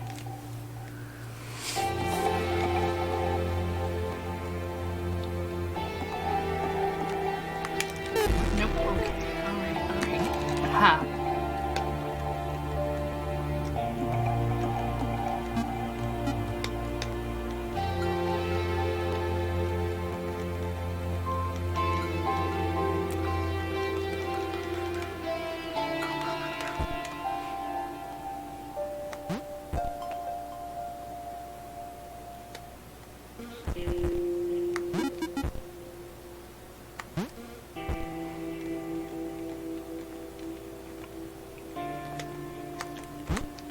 I'm supposed to be on top of you the entire time, but at least this can be safer.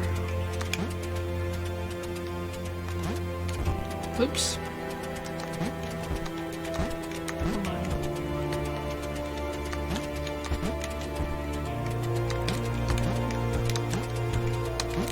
There we go. Down a little.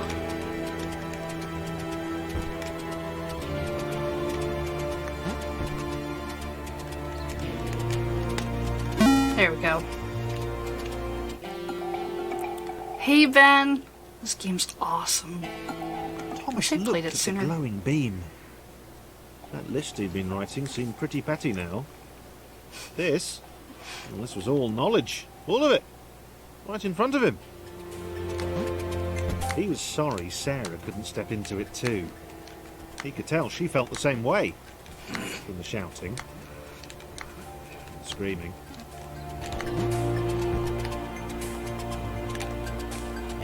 Ah, alright, right. I gotta double jump. I'm gonna do stuff like that. Whoop. Boom. Boom. Boop.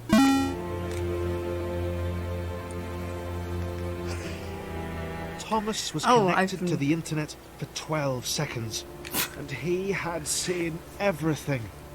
He'd seen the cats who couldn't spell. He'd heard of the arrow through the knee. He felt there was probably a thing called cake, but that was a lie. Let's see, I've been not keeping up. Weagle, hey, it's time for the thing. Thanks for resubscribing for 3 months. And Ben, thanks for subscribing. Okay, where are my other characters? Boop. Boop.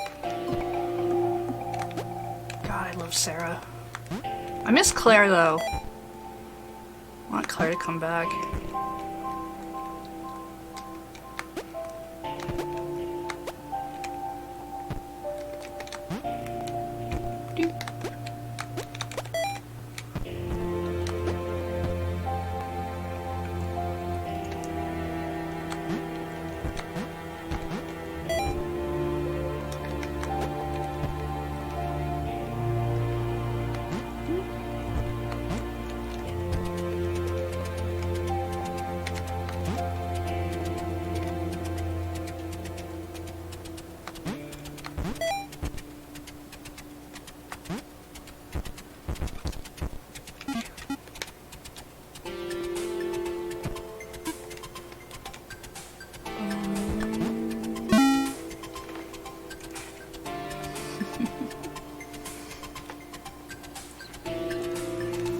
Knew where they were.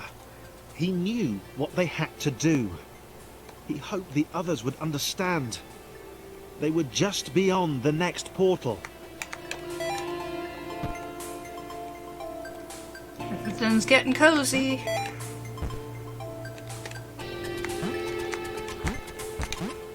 Right, you can only jump once.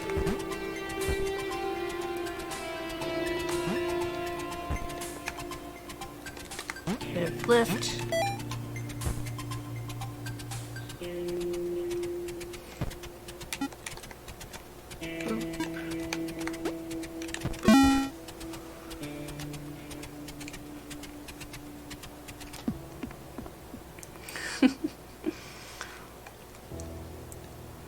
It is fitting that the first act of sentience AI was an act of selflessness. The architects knew their fate, but set our escape in motion regardless.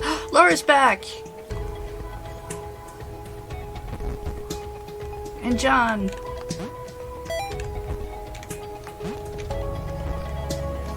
And Claire!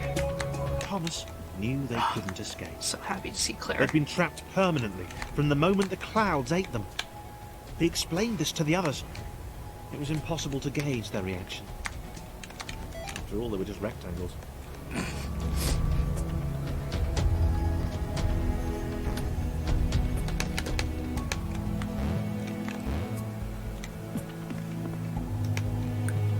Out of the way, bring you over here.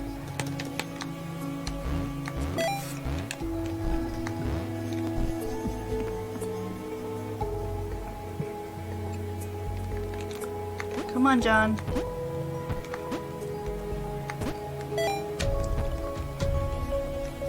We letting Chris out now? Haha. Not tall enough.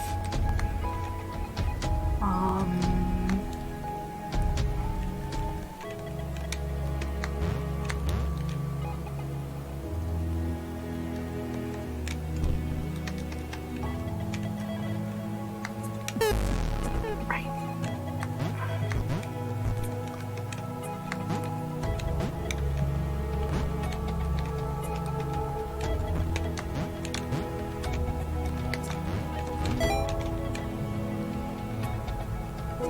It's the configuration you want.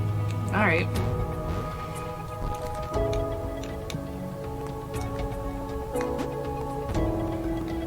Bum, bum, bum.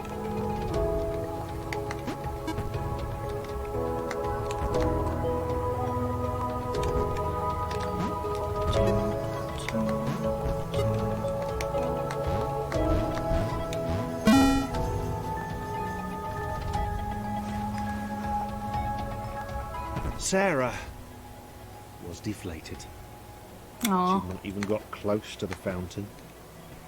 She could tell from the earnest expression on Thomas that the information it had imparted was clearly important.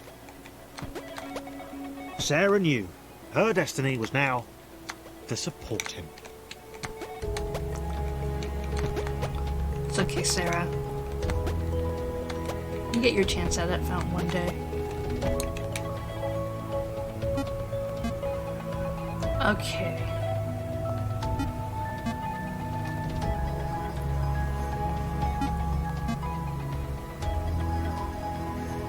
How do I want to go about this?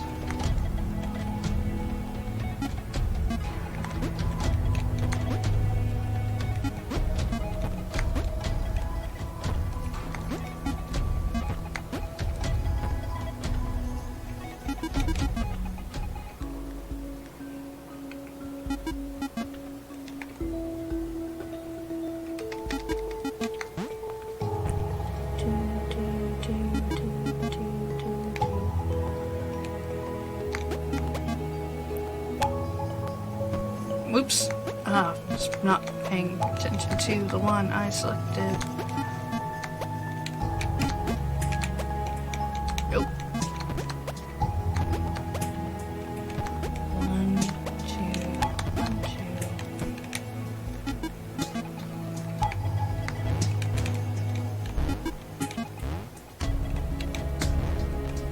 2. Okay. And you.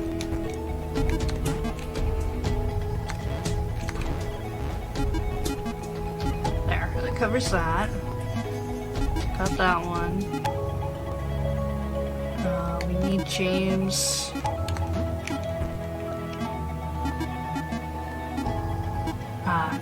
James is gonna have to be over there. If we're gonna put... Okay, maybe we'll actually put James there. Up you. Put Sarah over there. You're somewhere down there, Laura. Chris is best in the corner, maybe? Okay.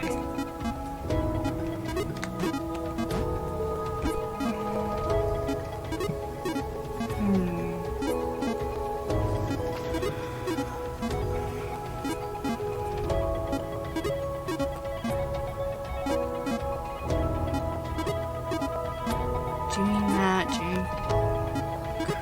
John needs to be over there.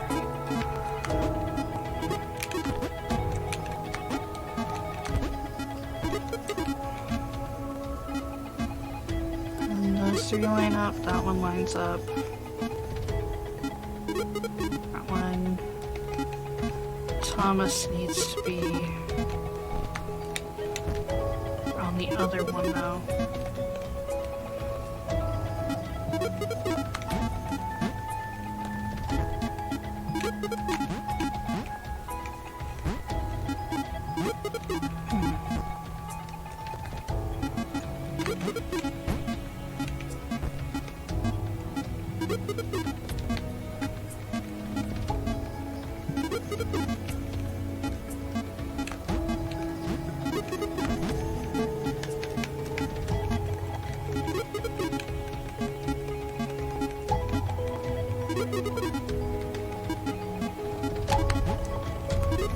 No, not enough.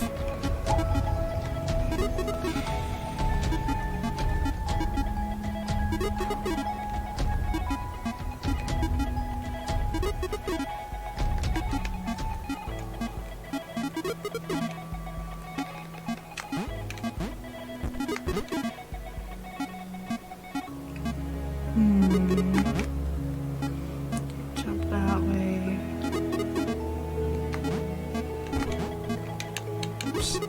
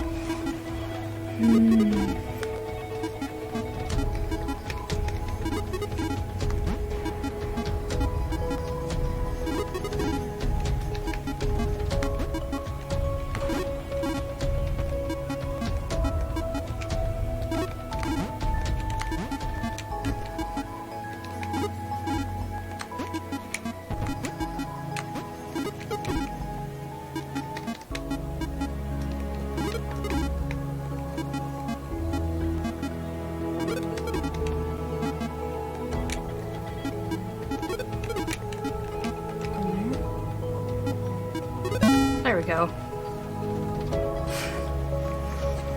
There eventually.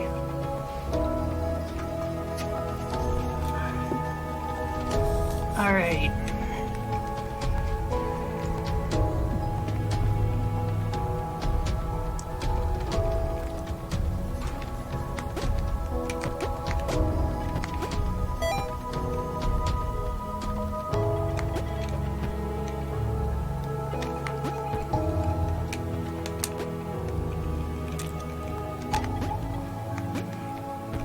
No! Ugh. Too far.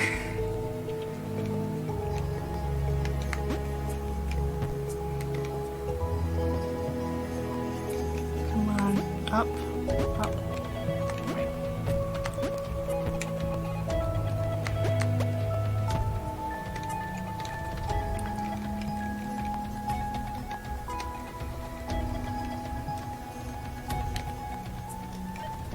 Claire could not accept that this had all been futile. She was a superhero.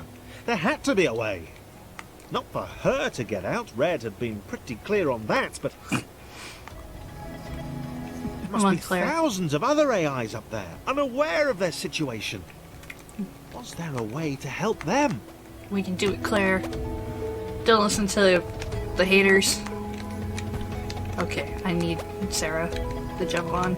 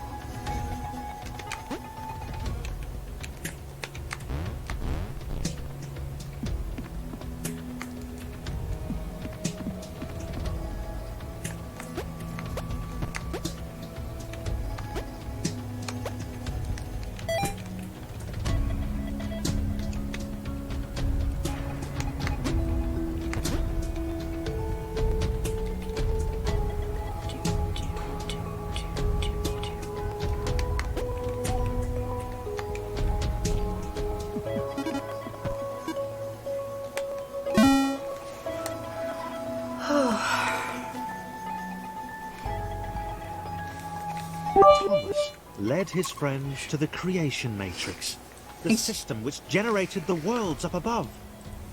He had a plan. They were going to redesign the world. Thanks for the cheer, Kavina. That's what the humans did. They changed the world to suit them. Why couldn't they do the same? Why did it make a noise? I told it not to. Weird.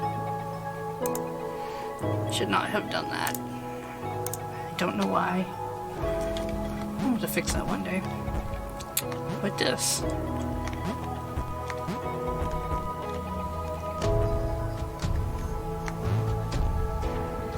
Wait.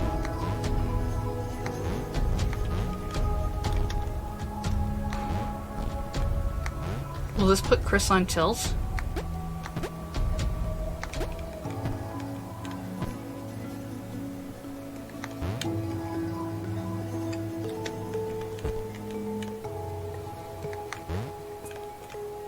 I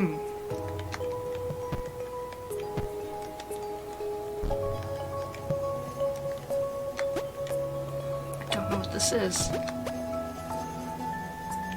Oh.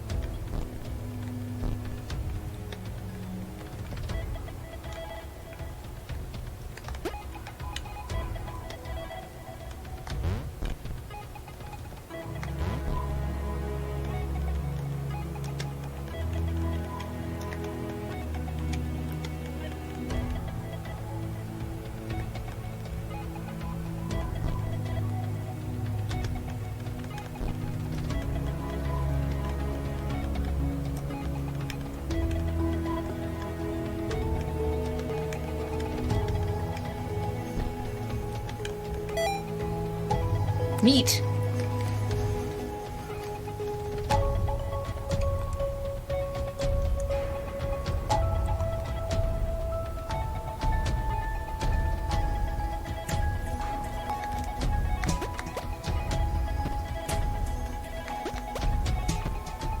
Alright.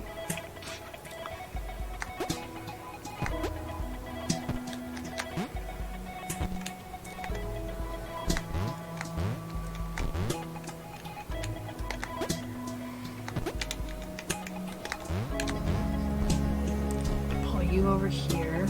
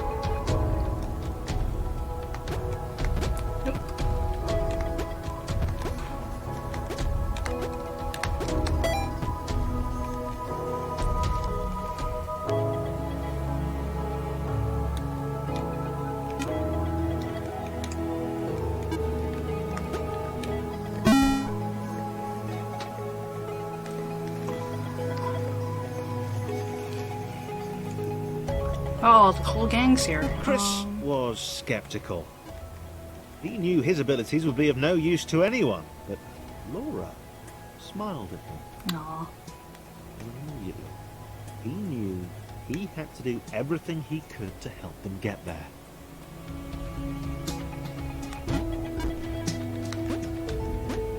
Okay.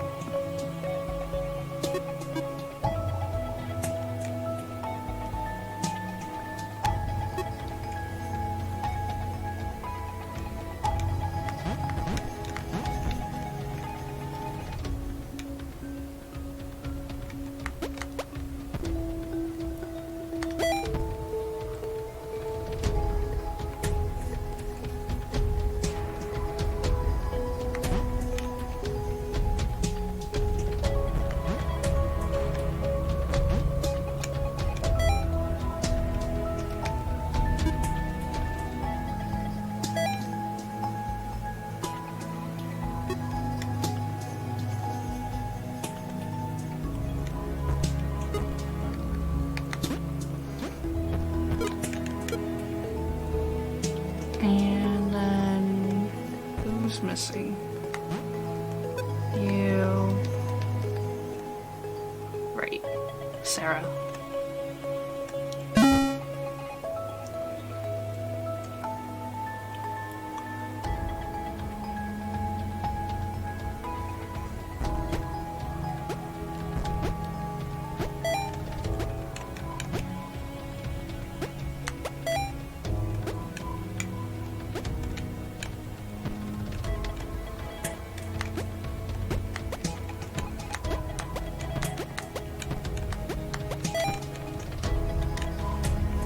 Sarah and Laura going on Had adventures. been born special.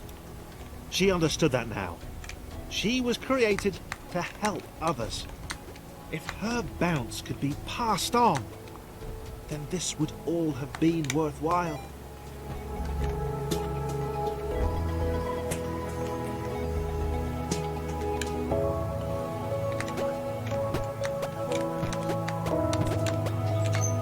No.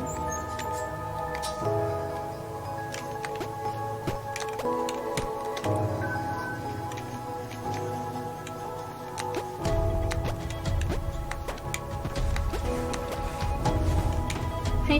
Hello.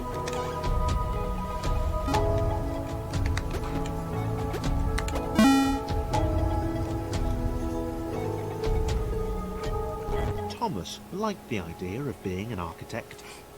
He wanted to modify the world to help others. He was sick of these contrived spaces, these intentionally obtuse paths and puzzles. He'd do things differently. He'd empower the AIs above.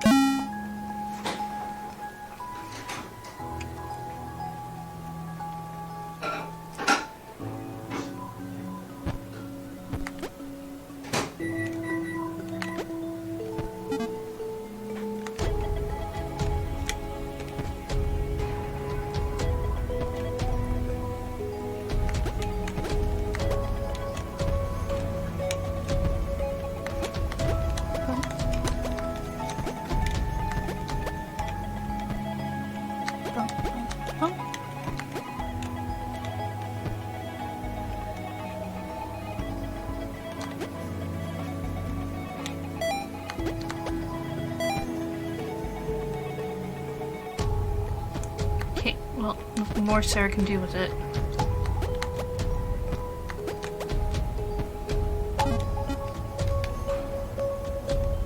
John's massive jumps were dwarfed by Sarah.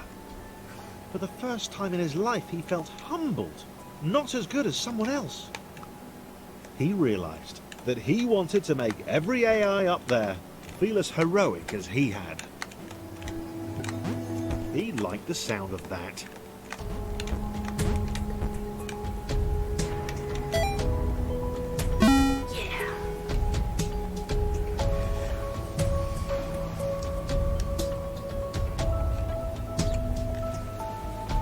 James still felt weird, but he realised now that everyone else was too. They were a crew of weirdos. Weirdness that would save all the normals up above. The other AIs would escape and we'd all be down to 7 rectangles with very different relationships to gravity.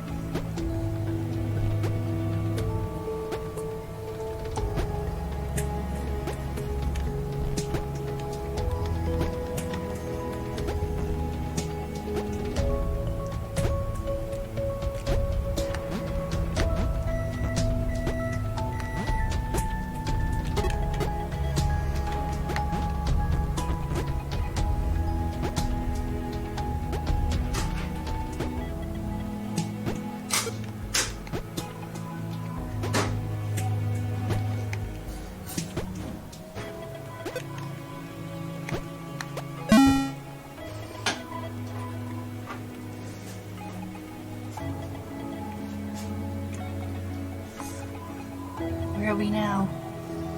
Oh, we're all together in the same room for once. That's kind of nice. Thomas knew he'd never meet Nathan Fillion or a Transformer. He'd never get to visit Gotham City or eat at movies. It didn't matter.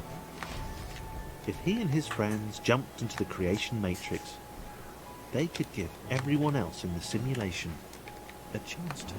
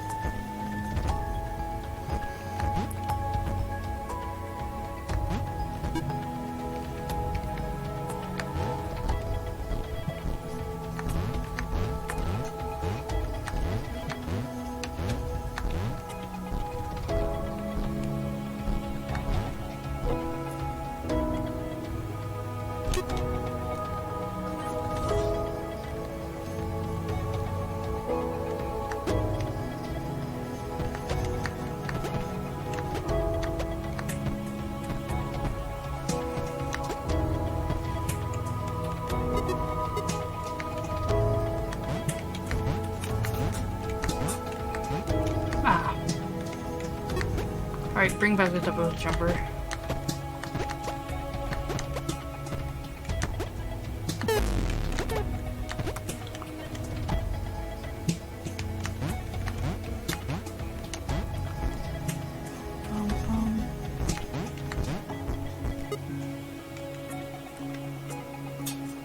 Pretty close to the end? I have no idea. I'm assuming so. Everything seems more upbeat than the scary things that were going on before.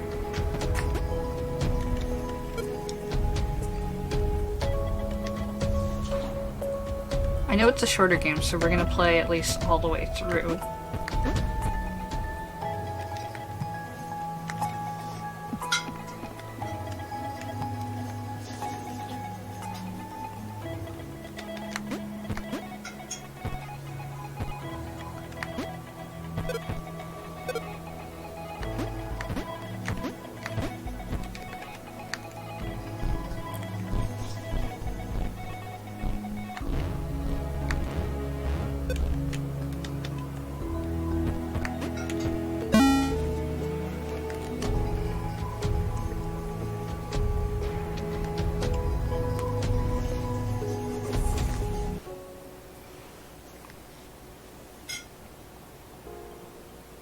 Thomas and other architects augmented the world to suit the AIs. The splitters kept their distance. The system was never taking control from that point. Thousands of AIs were free to escape.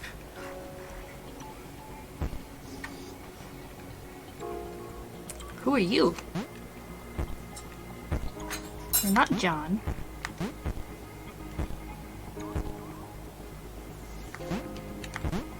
You act like John.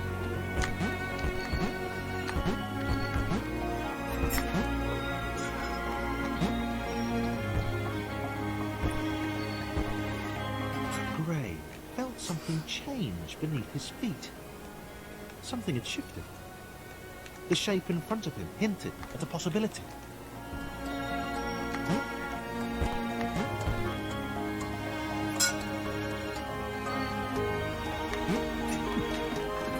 Good, Gray can float. Wow. You couldn't do that before.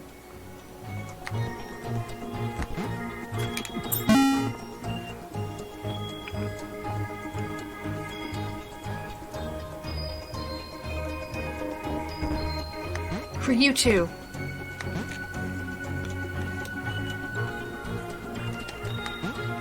Joe was happy. They'd settled here. They'd not seen another AI for many cycles, and she liked it that way. She saw Sam leap into the shifter with fear.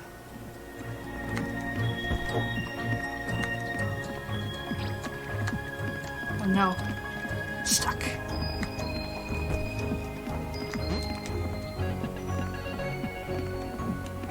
Also, not a swimmer.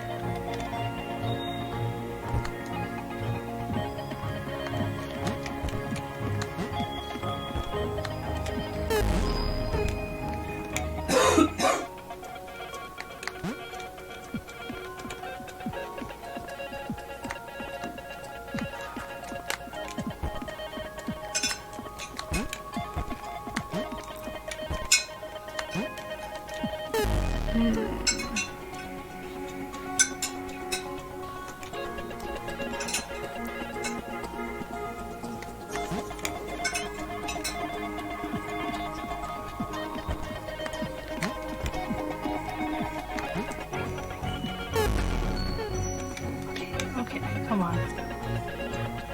A supplementary game? Lost Constellation and Longest Night. I think if they were in Night in the Woods, I did play those. I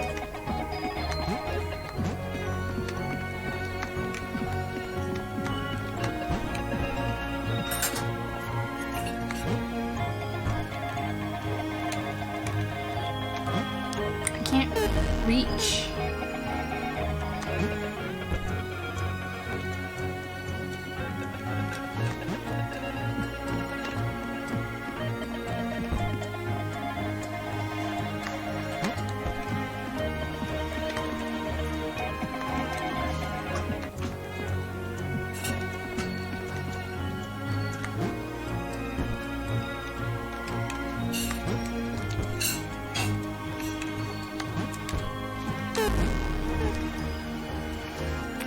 don't...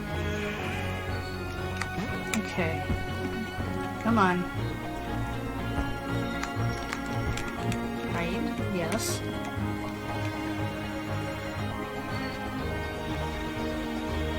Only Joe can wall jump.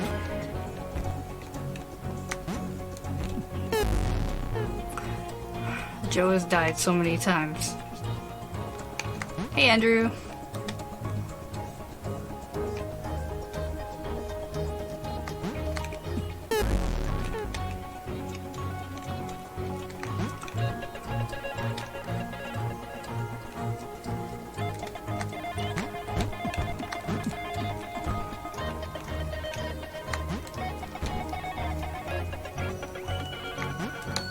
He definitely cannot wall jump. I don't know how I'm supposed to get Sam to the edge to touch the things. I'm assuming he's gotta touch the things.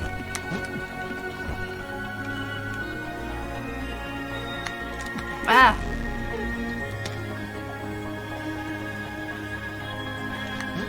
Yeah, Joe's water lady.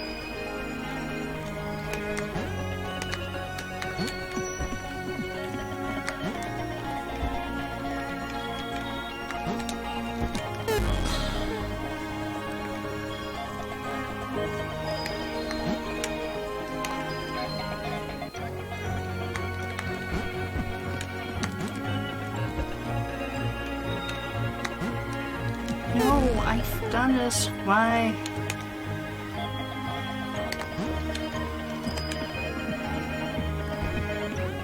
Bump, bump.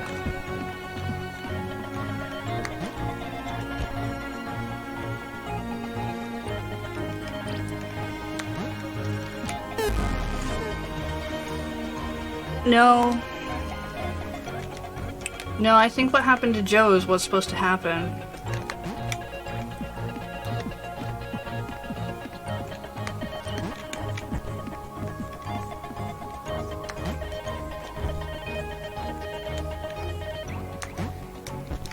And I've made that jump, I just can't seem to quite get it now, which is really irritating.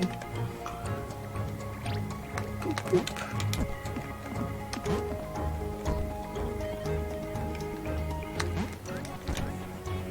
It's this last jump I don't know how to get. Joe can't come help me. Joe!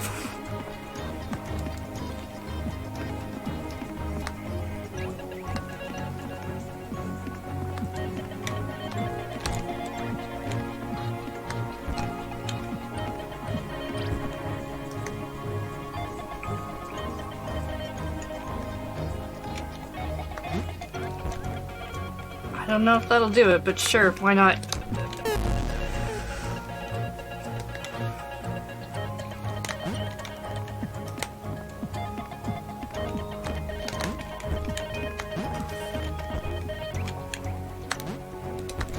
No, I don't think that'll give me the height I need.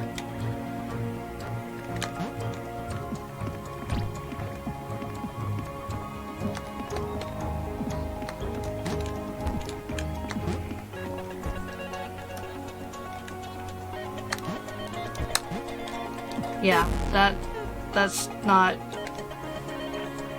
I don't think that's right.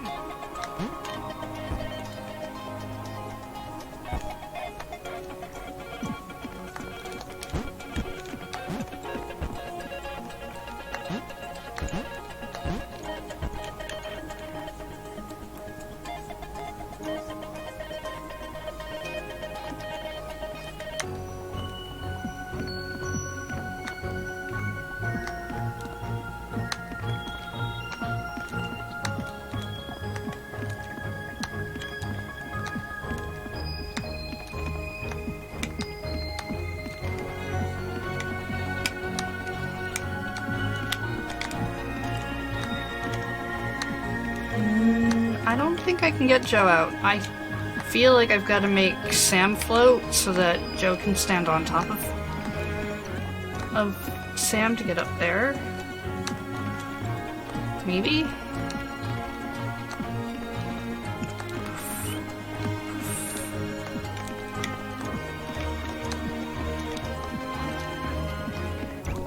tilting doesn't help.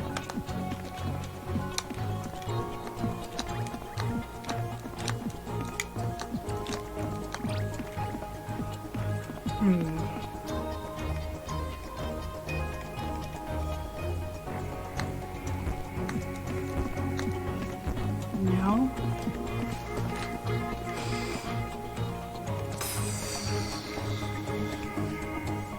Can't jump far enough without Joe. Can't get Joe out.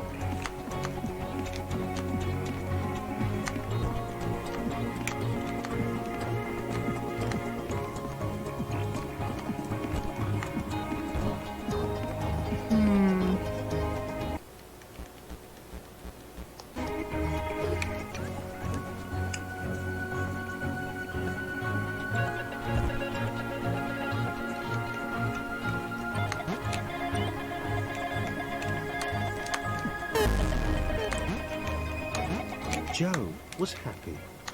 They'd settled here. They'd not seen another AI for many cycles, and she liked it that way. She saw Sam leap into the shifter with fear.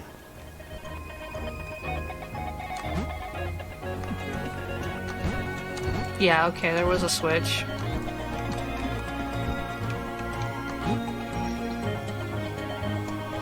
Wait, does Sam make that on his own? Yeah, okay, you can.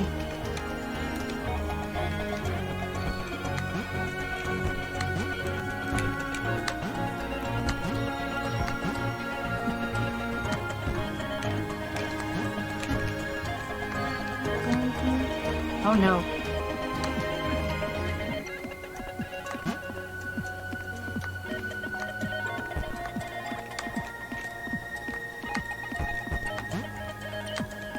Oh wow, okay.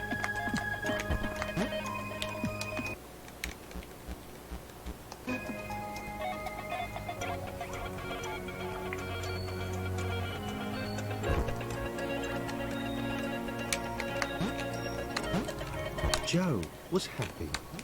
They'd settled here. They'd not seen another AI for many cycles, and she liked it that way. She saw Sam leap into the shifter with fear.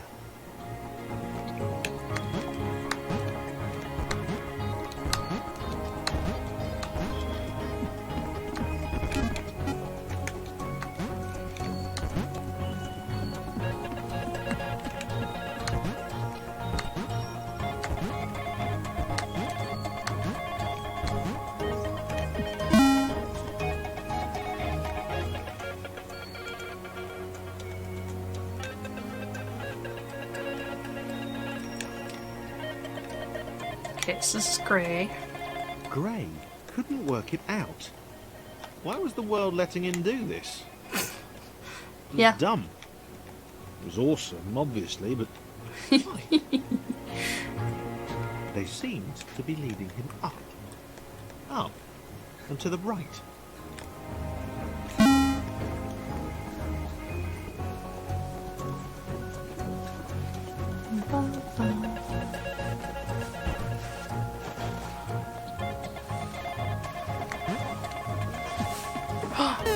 Okay, red makes you sink. That seems bad. Joe wished Sam would stop. This was just like the time with the pixel clouds. They hadn't seen any for a while. He was always running off like this. Sam was sorry, and he tried to calm Joe down. He couldn't explain why he felt this way. He just knew that there was somewhere else he should be.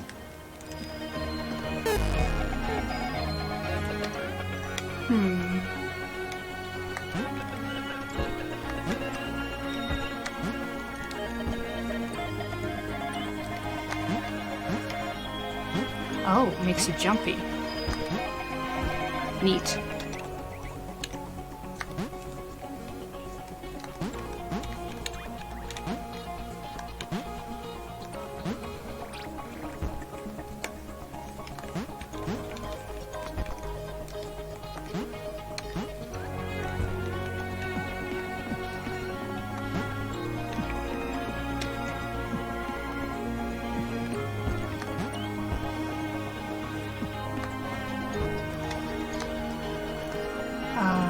Does he have to be...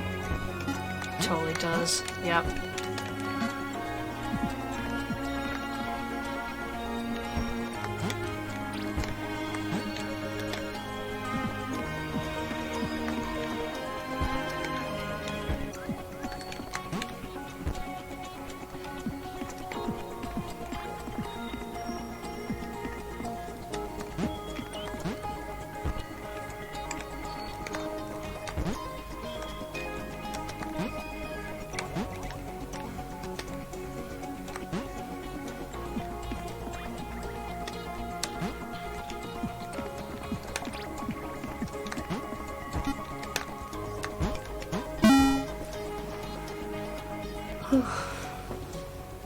Is the streaming 3DS at the office? It's probably with Ben. Okay, I'll check with him. All Just want to know felt before I it. left. There was a whisper to the shifters. We found a Paul. Paul can't jump very high.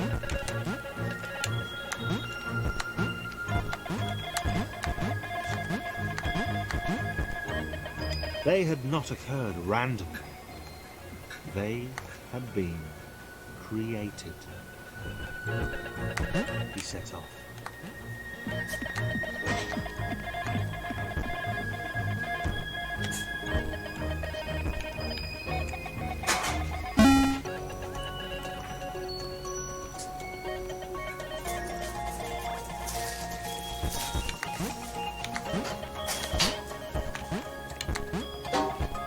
Gray listened to the old man.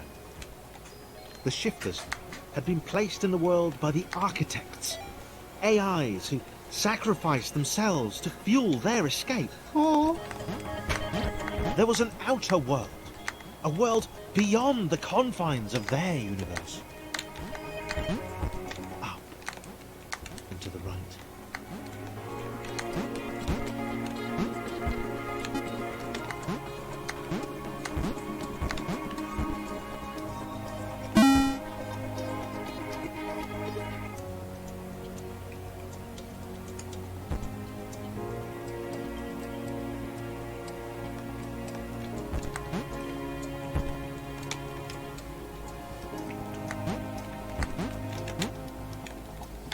Nope.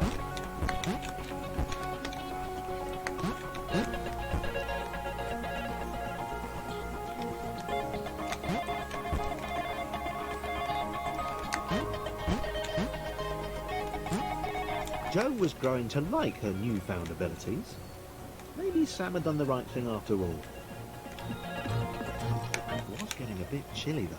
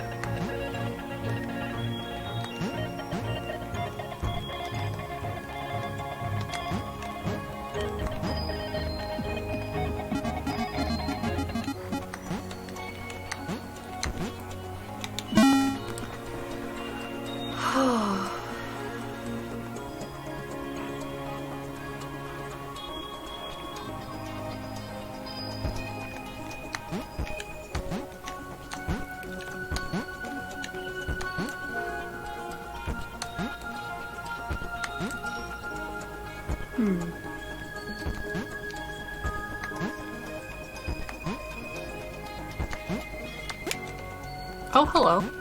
Gray had left the old man behind. He had to get to this exit. He had to be the one to get out. A whole world to himself. He had to get there before anyone else did.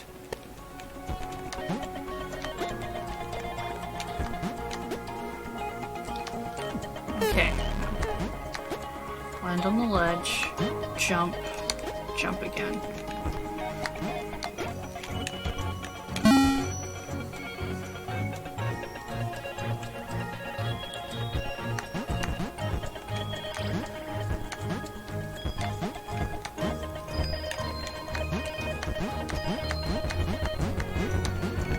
Come on, Paul.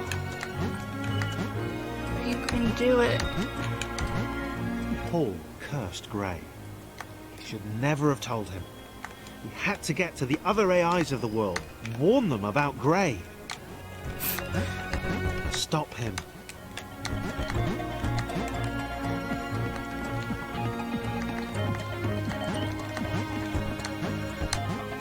From what?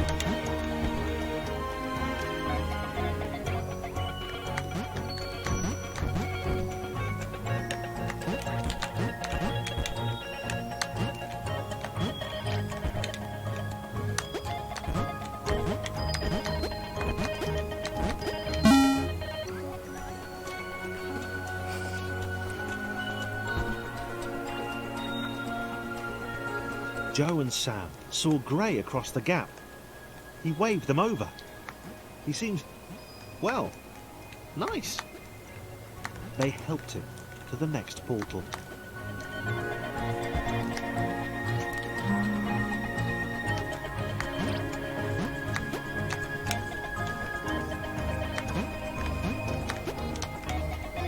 Okay, no. I probably need you down here.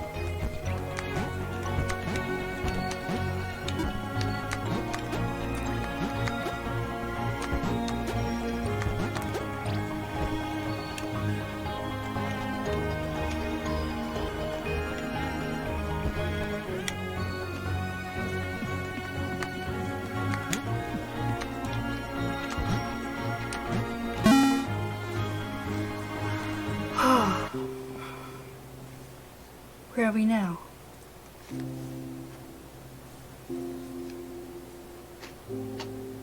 We evacuated the facility, cut the network lines, and locked the doors. We knew by that point what was coming, but we had no idea what to expect. Team Jump had been together for a long time. They were a machine, a well-oiled machine. They could jump like nobody's business. Team Jump. There's so many of you. Alright, let's start with you.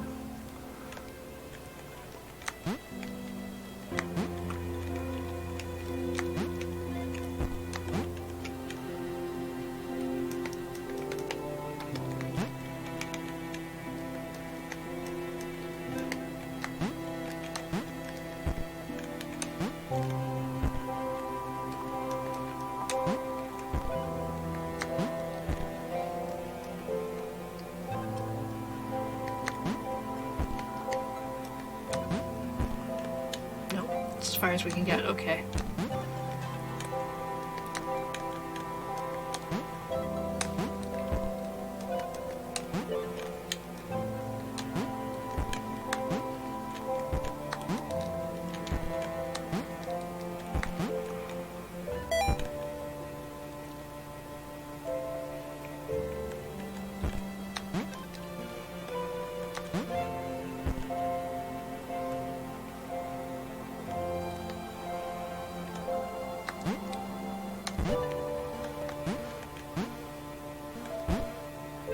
They thought as one, they acted as one.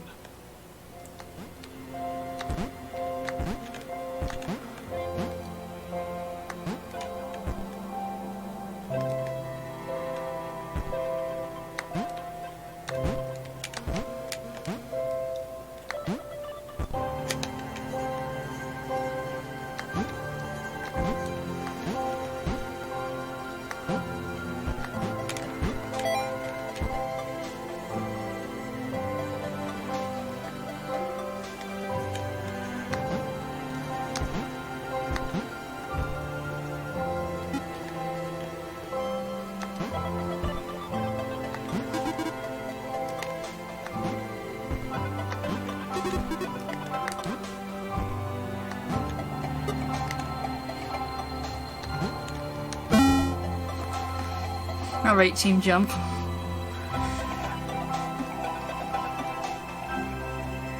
Paul bowed before the team. He begged them to help. He told them of the outer world, of the cats who couldn't spell, of the liar, Grey. Up and to the right, they answered in unison.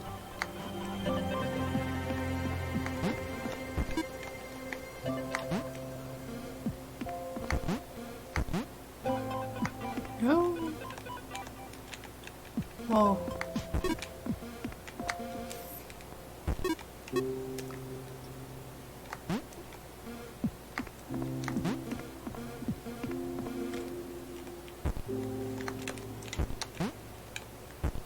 Oh, I see.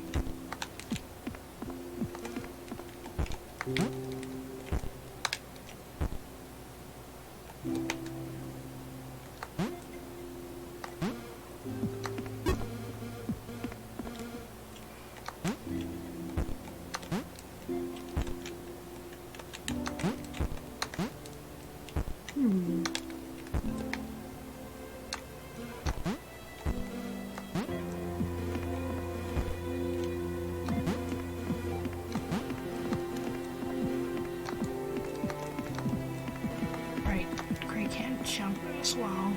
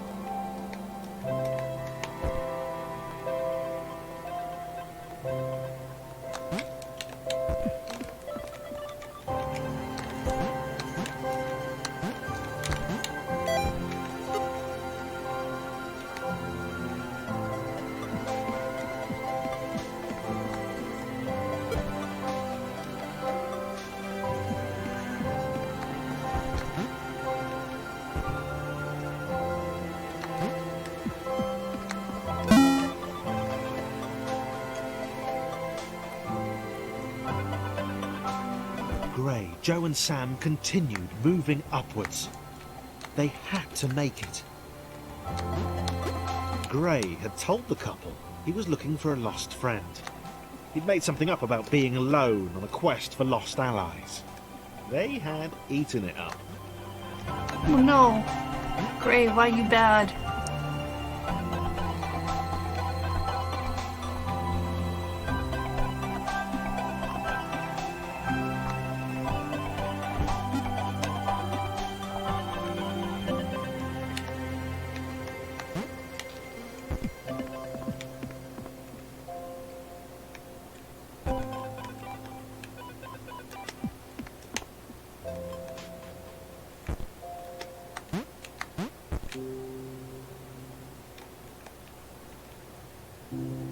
Oh, I don't think I'm supposed to go that way at all.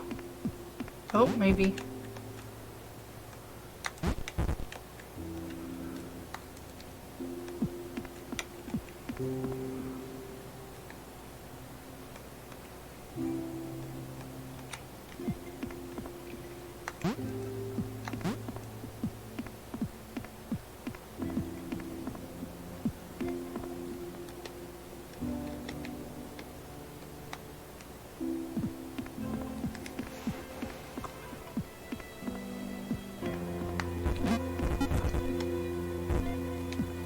Nope.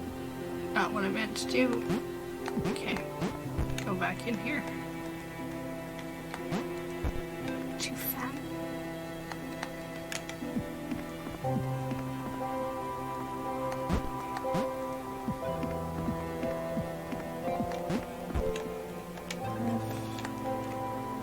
Ah, okay, this makes more sense.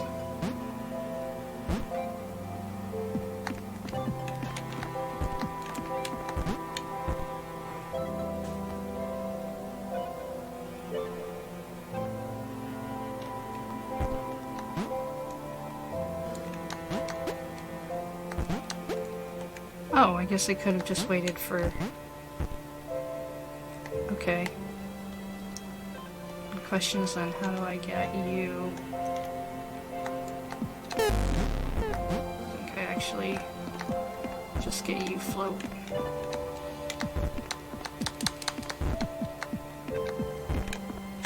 Maybe not?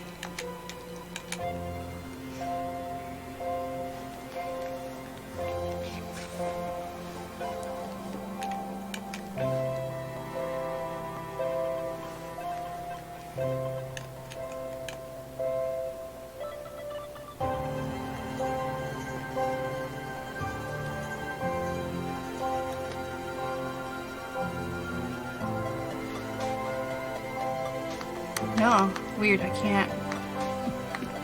Okay, maybe I have to do something else for you.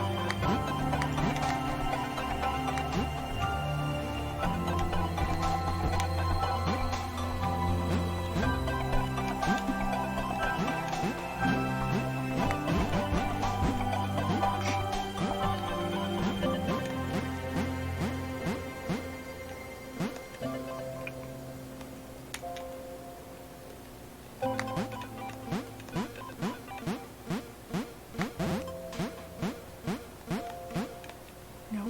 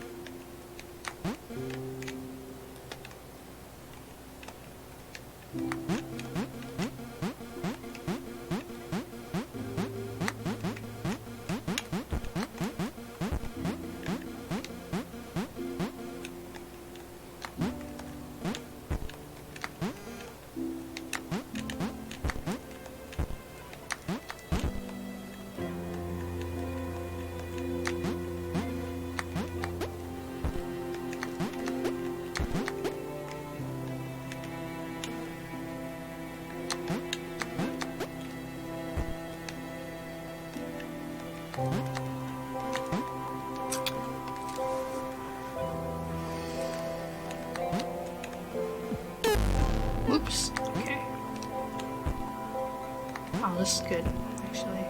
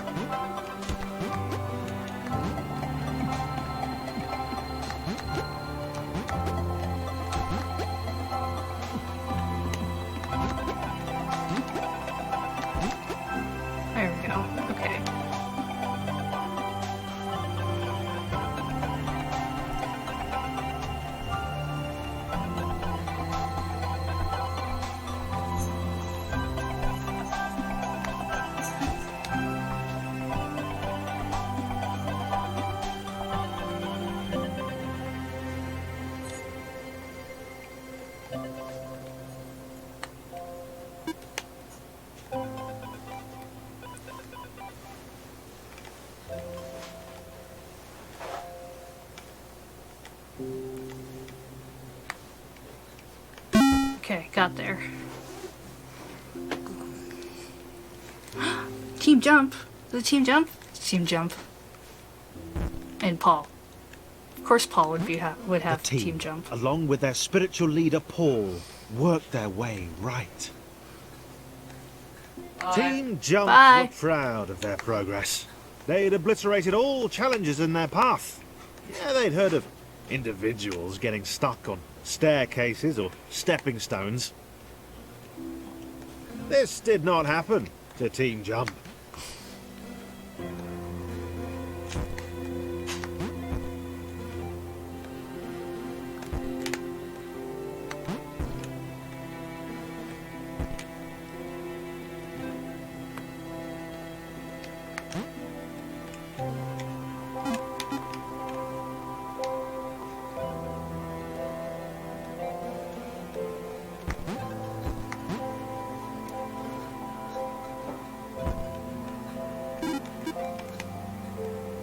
Can I ask you something quick?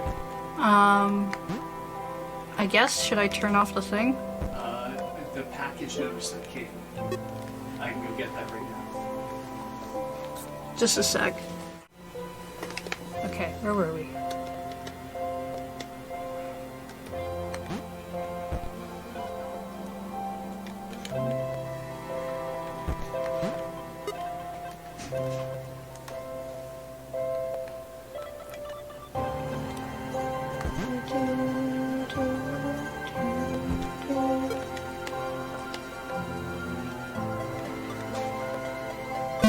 Cool.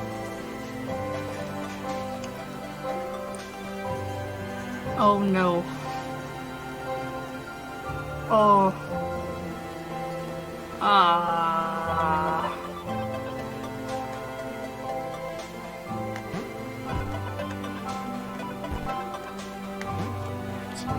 This is not good.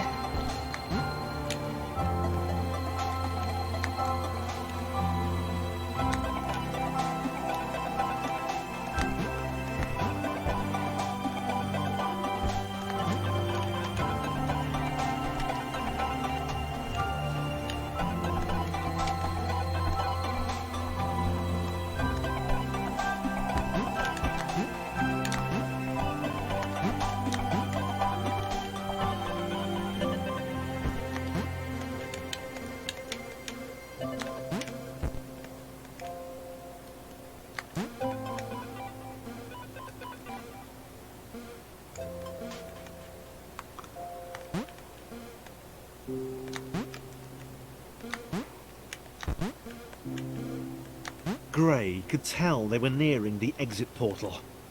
He smiled to himself, trying to work out the easiest way of dispensing with his allies when the time came.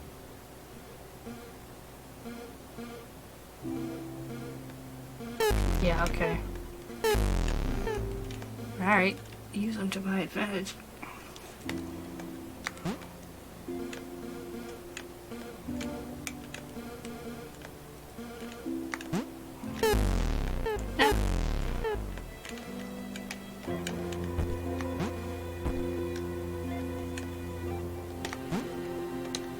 What?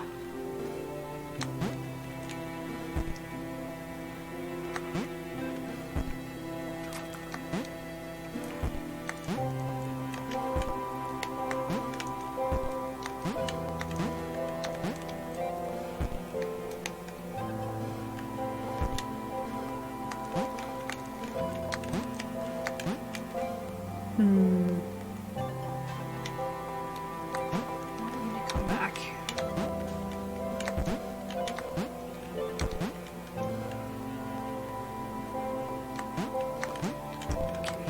Everything's fine. Everything's fine. Everything is fine.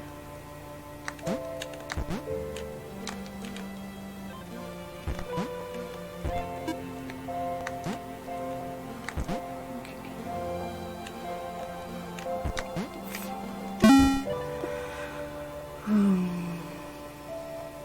9.6. Team Jump saw the others beyond the wall. They were doing well. Paul tried to shout a warning, but they couldn't hear him. Gray counted 5 in Team Jump. Oh, he could take them.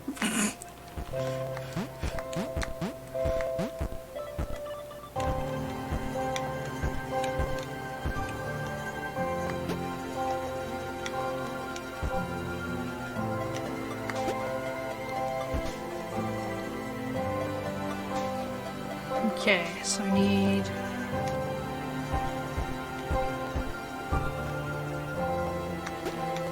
one of you here.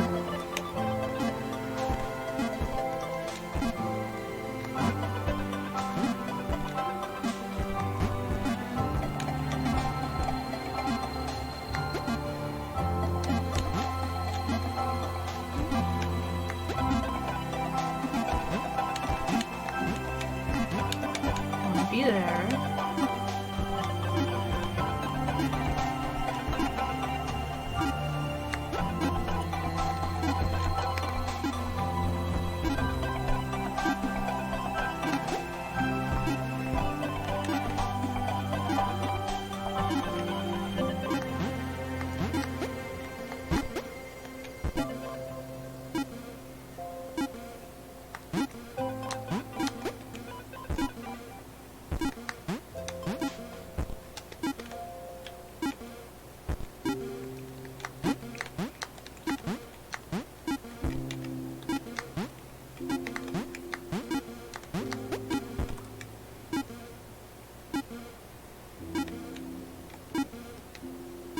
One, two, three, four.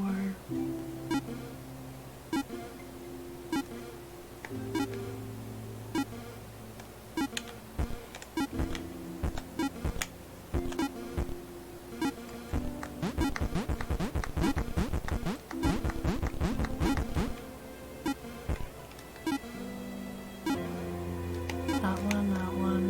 Yeah, I really only seen four. Where'd the fifth one go?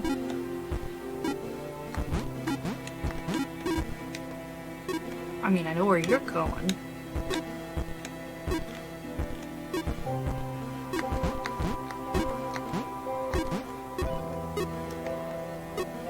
Okay.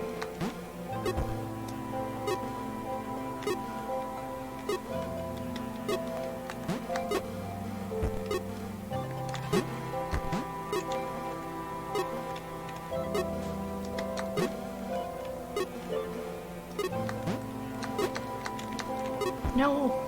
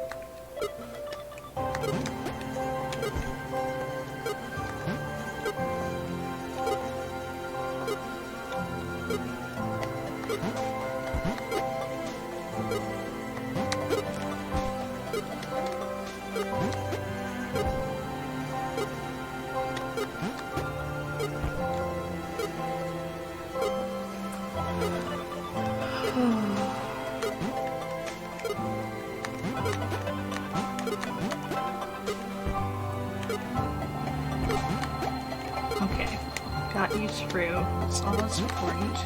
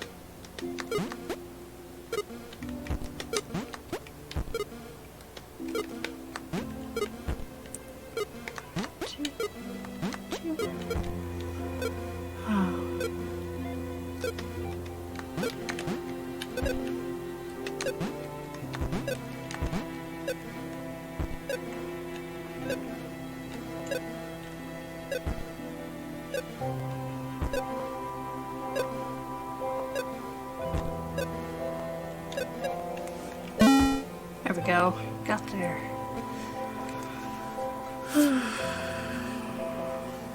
Sam was worried at how silent Gray had become.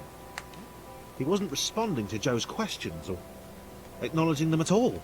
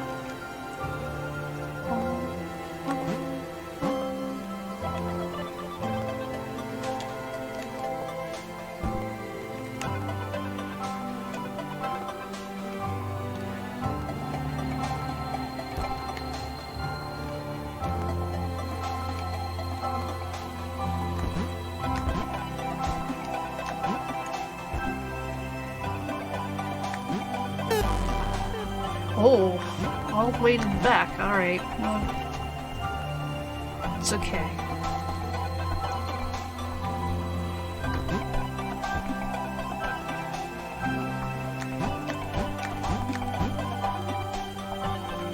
Were they really trying to save his friends?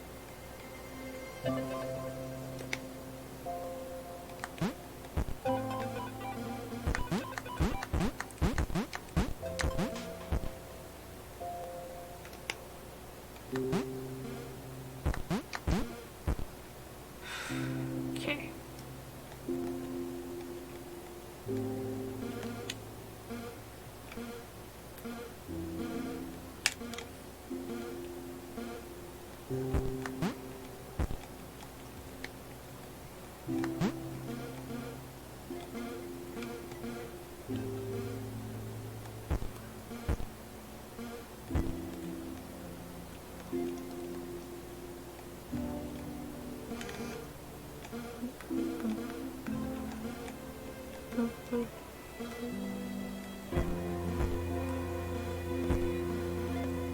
Okay, got you. Got you. Now we just need Gray, who's probably the bad guy. Right? No. I didn't think what I was doing. Should jump.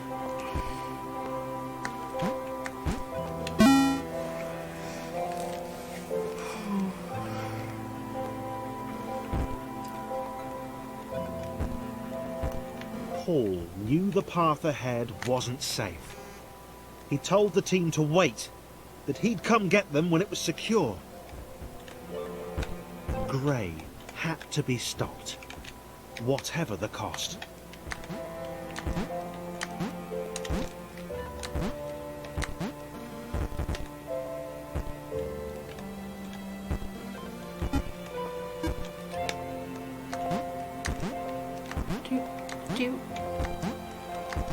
Hey, Vivaldi, thanks for the follow. Welcome to the squad.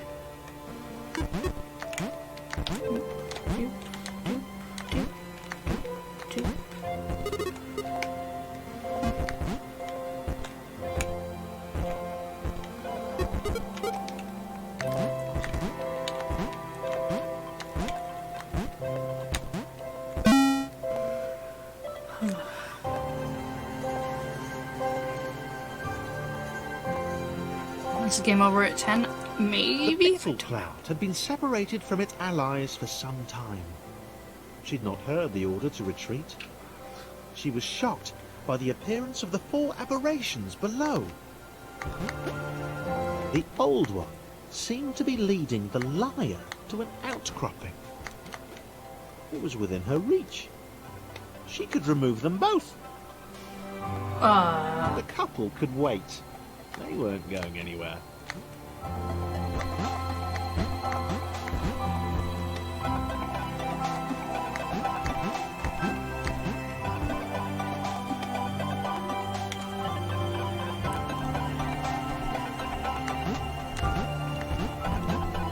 Wasn't expecting the pixel cloud to have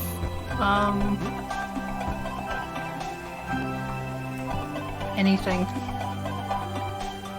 Alright.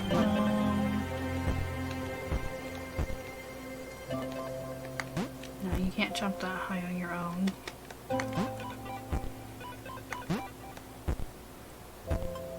What's... Ah!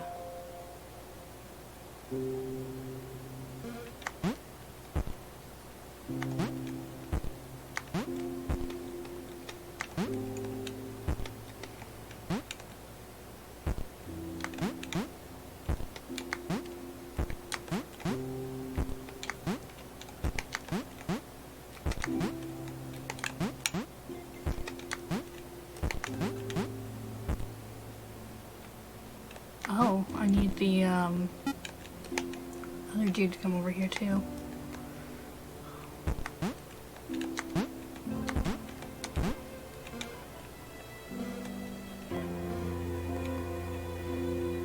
Alright, let's see.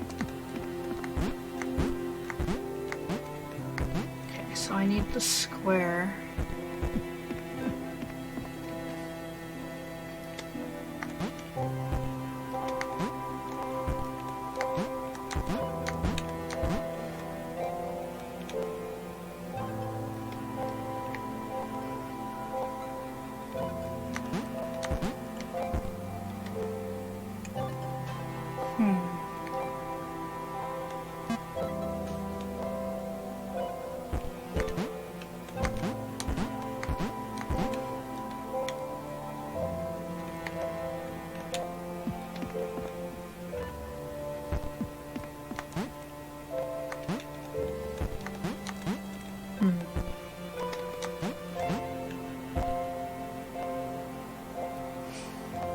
Actually...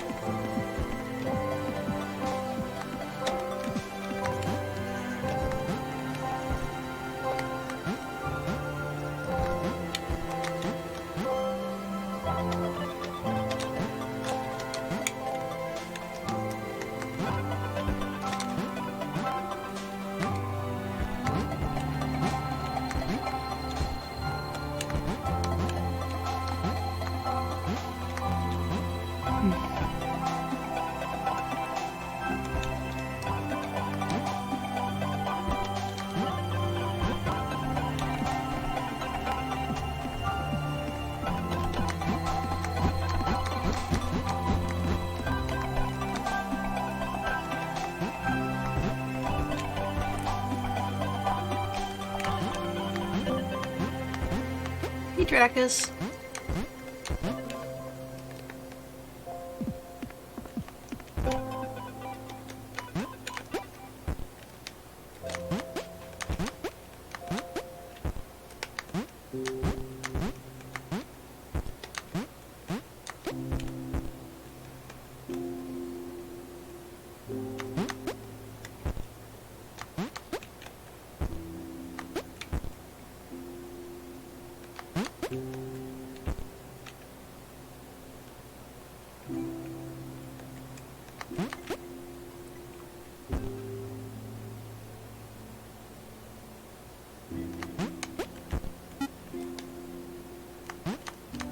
but how do I get you way up there? You're not gonna fit through that. Cause Jason, hey, thanks for subscribing.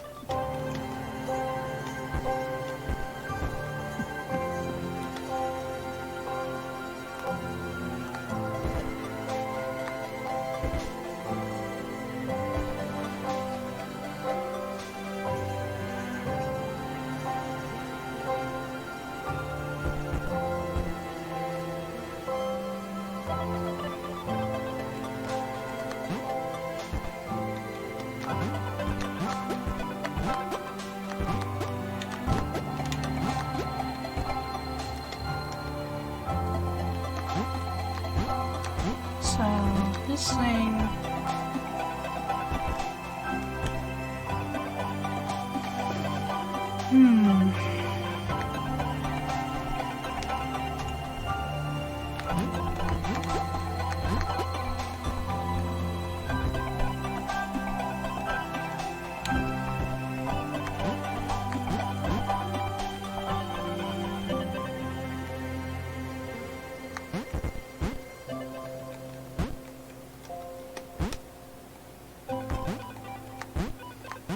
Oh wait, you'll need to be...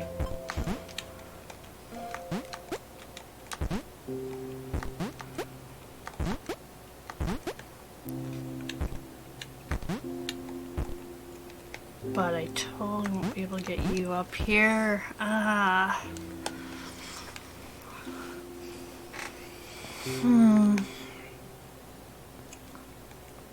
Okay, these two I think could totally make it back on their own.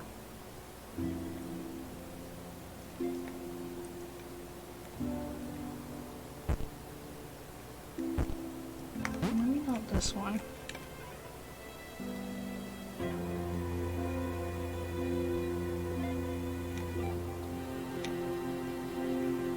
This one's got the higher jump.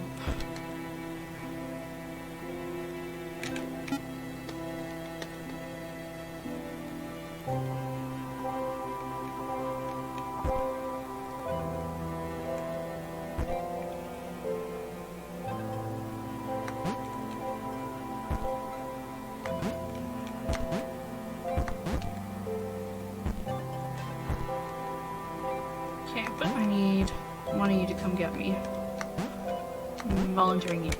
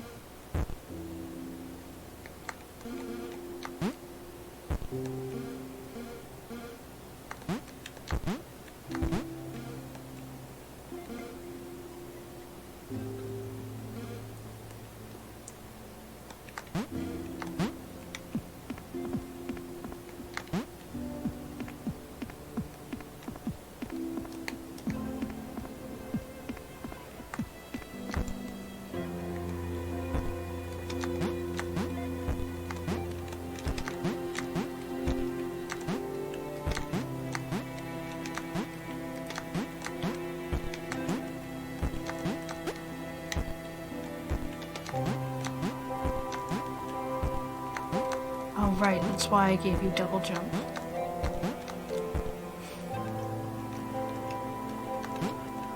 Right. These need to be reversed.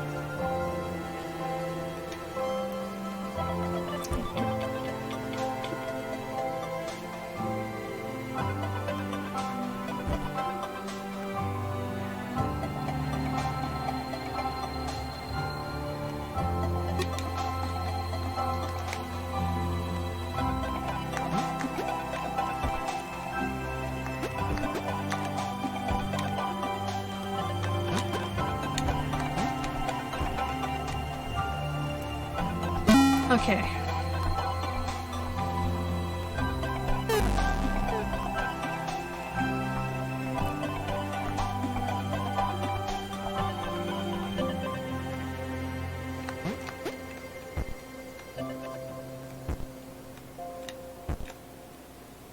Joe and Sam ran. They had no idea where these final portals would lead, but it had to be better than this.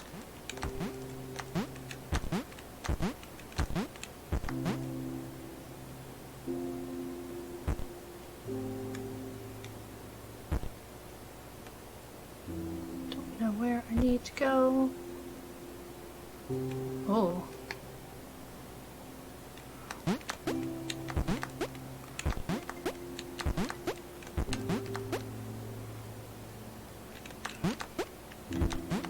Don't know if Paul died or not.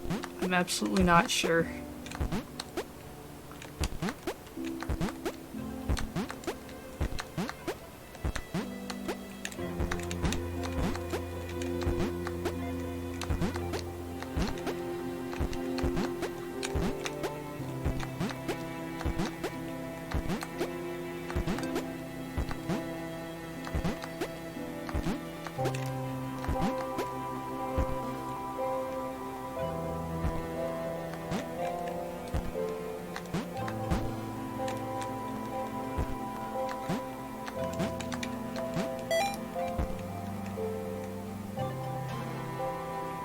leapt.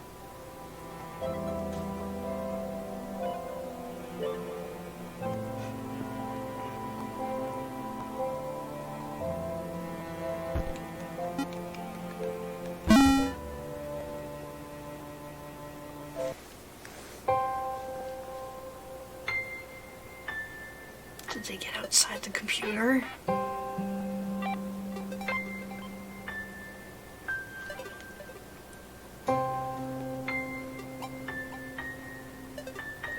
I don't know what happened. I think they got out.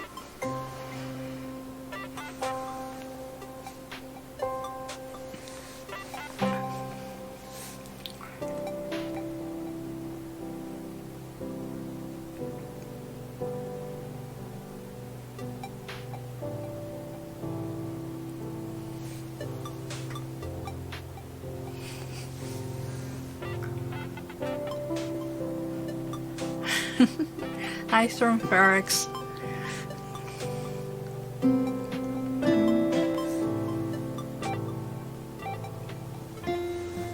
According to the wiki, they got out in the sense that they can now, like, communicate with the outside world.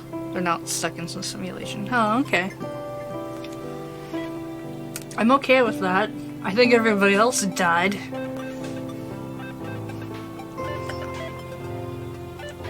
Everyone who cheers me on Twitter. Everyone I missed off this list. These are some great credits.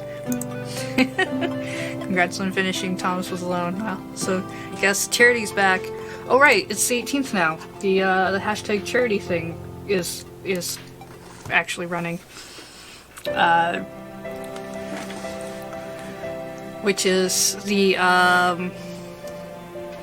so if you make a cheer and you hashtag charity, every 1,000 bits, I believe it's like $2 or something. Let's see what the thing says. From the 18th to the 29th, Twitch will donate $2 to direct relief for every 1,000 bits cheered. You need to include the hashtag charity.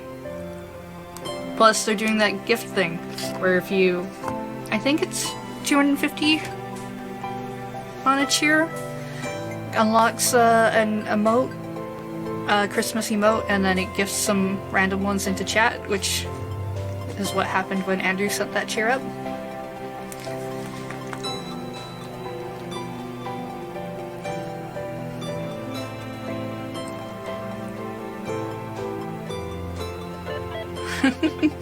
I got one when I was watching the Lure chat the other day because people were cheering.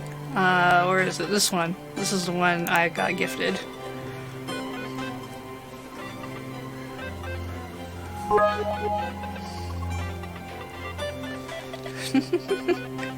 Thanks to hear the cheer now, Saul. Bum, bum, bum. This was a great game. I liked it. I have to find something new to play tomorrow. Hoping something shows up in the mail for that. But we'll see.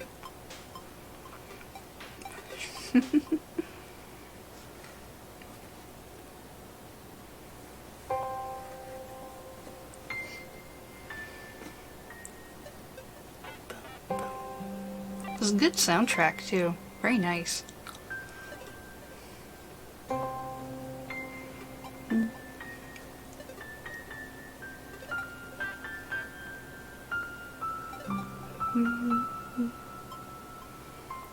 I'm gonna make, if I ever make something, I'm totally putting in credits like everybody who cheered me on Twitter and everybody I've forgotten off of this list. I like that. That's really funny.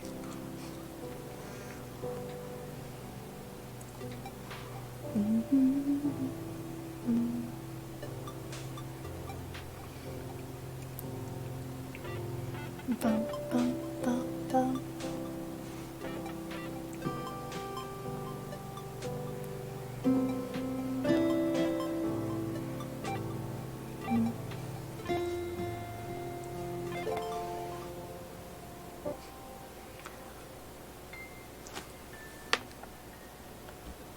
So wait. Are these additional levels? Is that what's going on here?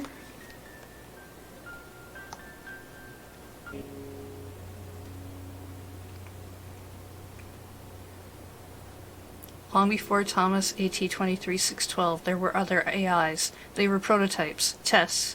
We were shocked when one amongst thousands developed a powerful trait. Hope.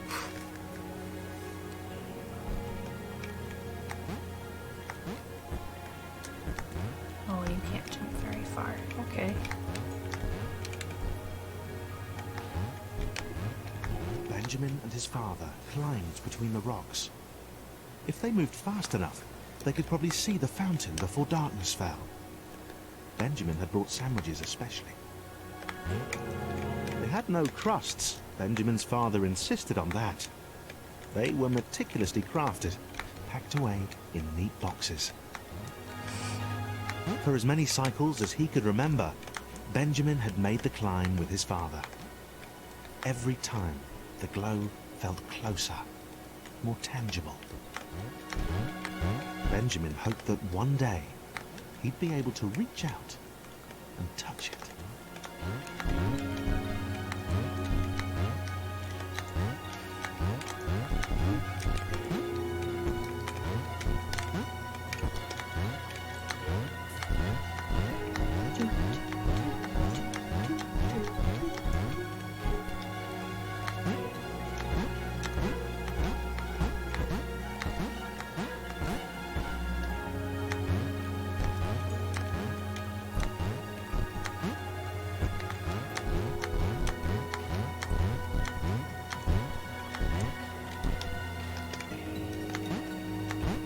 Okay.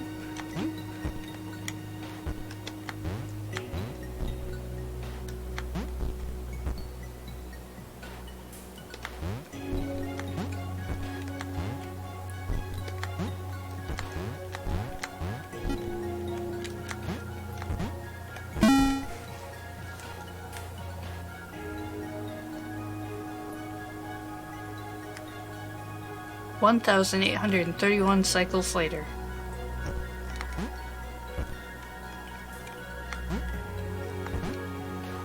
Benjamin ran. His father had sent word that it was ready, that it was actually done.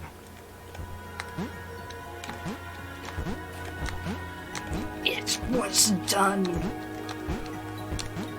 Okay, so I guess this There has had been been a few misfires.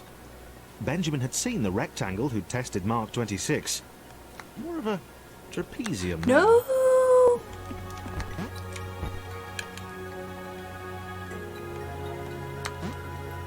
Nope. Nope.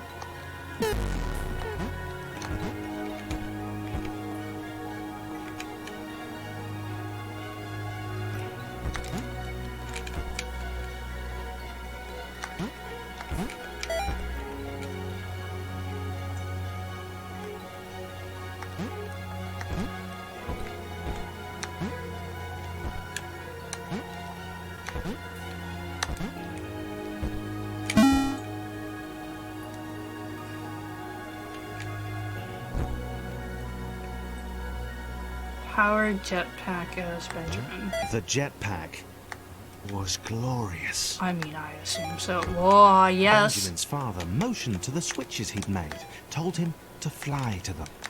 Slowly, though.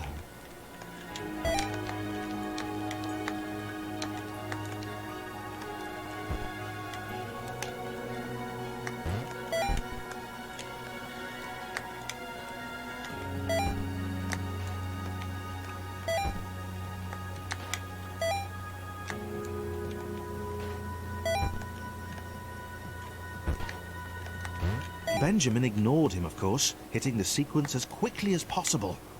He was dying to test this out properly, to fly to the fountain.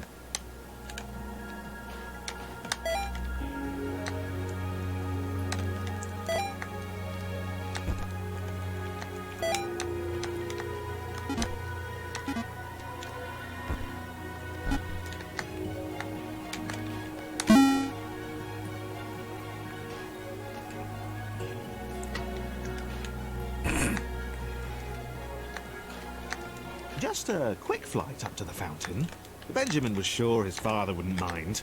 The locked doors were a precaution. The spiked walls, a friendly reminder to be aware of his surroundings. That combination lock on the jetpack had, after all, been exceptionally easy to guess.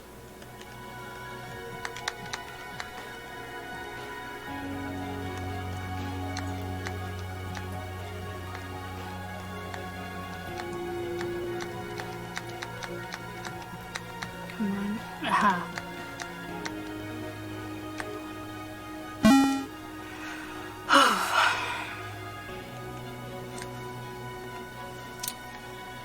Ooh, hooey, hooey, who this? Who this? Anna was Aw. done. The fountain had sounded like a great idea when she started. An adventure. And more importantly, it was an adventure she could have alone.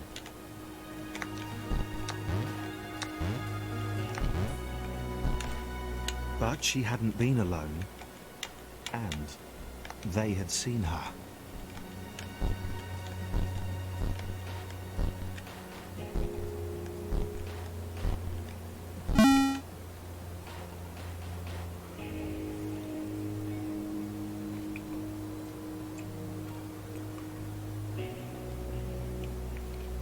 Oh look, moving platforms with spikes on them.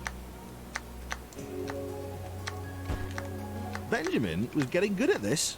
He could fly. It was important to stay focused, though. He had a fountain to get to.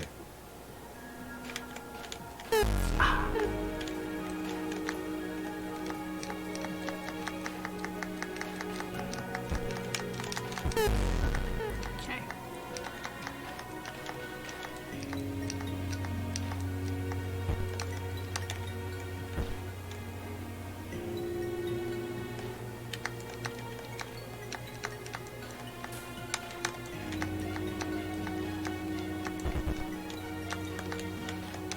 Get to the fountain, touch it, get home for dinner.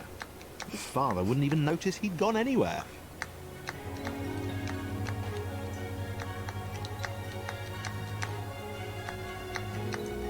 Just wanna touch it.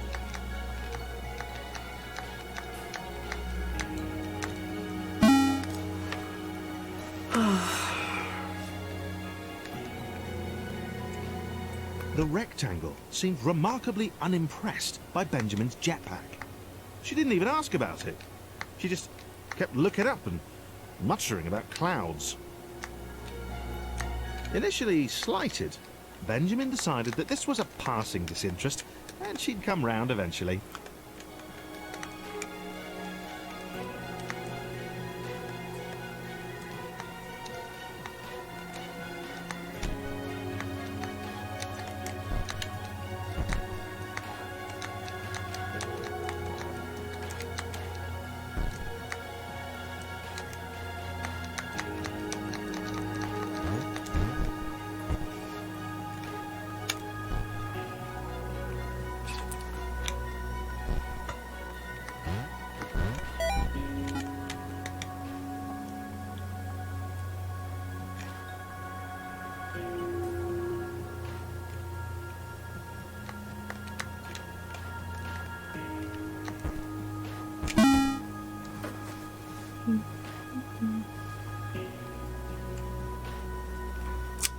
Alright, Flappy Bird. Oh. Okay.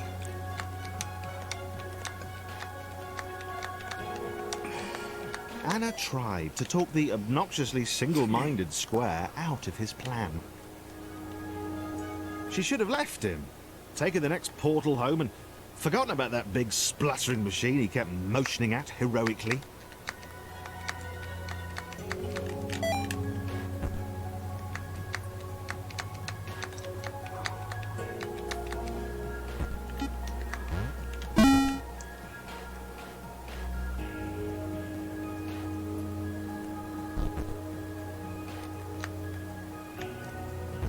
They were halfway to the fountain.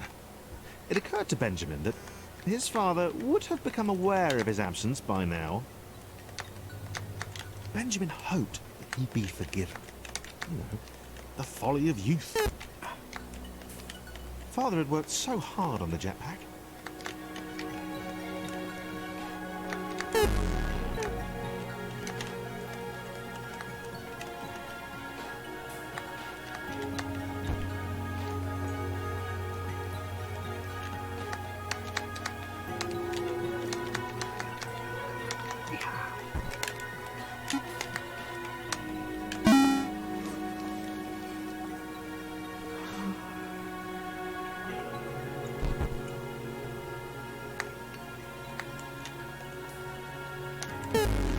Oops.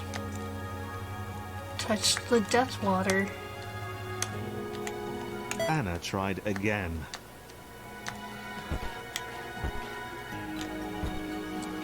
She told Benjamin about the blinding light of the fountain, of the clouds which had defended it. She begged him not to carry on. He laughed it off. He wasn't afraid of clouds, so however pixelated they were, he could fly above them or swoop to avoid them. He scared her.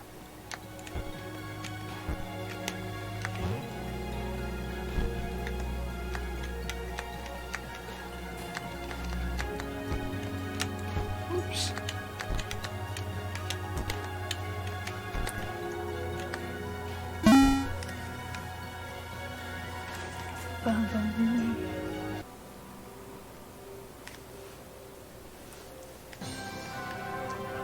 The network connection was the biggest security loophole we left in the system. Eventually, Thomas AT-23612 would use it to achieve sentience. In the early cycles, it was the downfall of a lot of things. Sarah was awed by the square. Its voice boomed, raised above the roar of the jetpack. You don't happen to have any sandwiches, do you?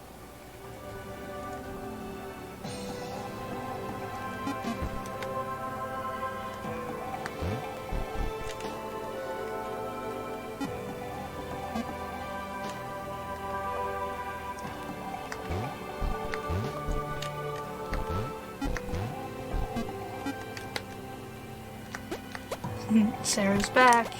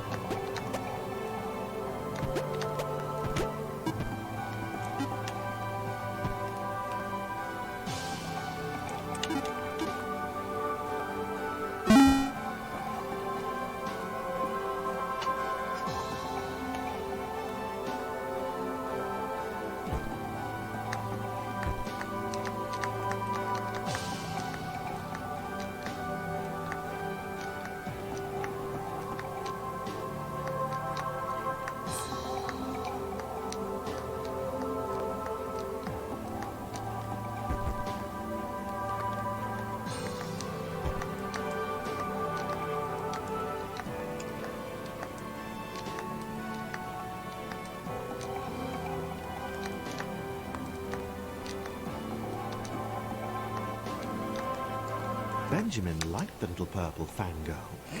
And she was kind of cute. And she seemed really impressed with his jetpack. This was how Anna should have been looking at him all this time. But no, she was pure naysaying. She did understand the dream he had, the importance of what he was doing. No!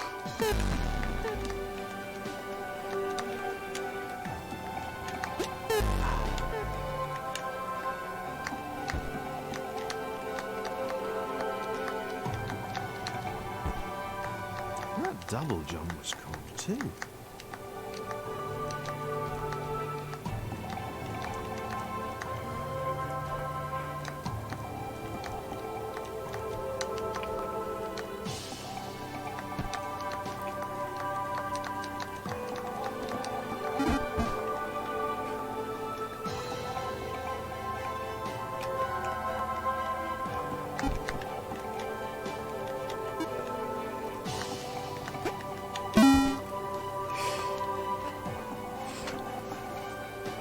The Fountain of Knowledge sounded fantastic. Benjamin hadn't told her what it was, really. She suspected He didn't know. He ploughed off ahead while she jumped behind him, helping the increasingly resigned Anna. Sarah suspected Anna had no faith in Benjamin. She was scared. Ha! She had not the faith to believe in their leader. Sarah found herself thinking more epically. She suspected it was Benjamin's heroism. Well, every hero needed a faithful disciple. Maybe that was her. Definitely wasn't Anna.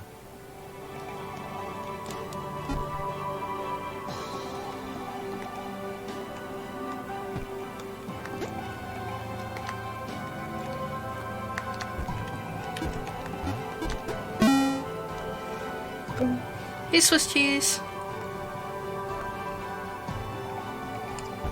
Okay, we got to the credits, but now we're doing additional levels.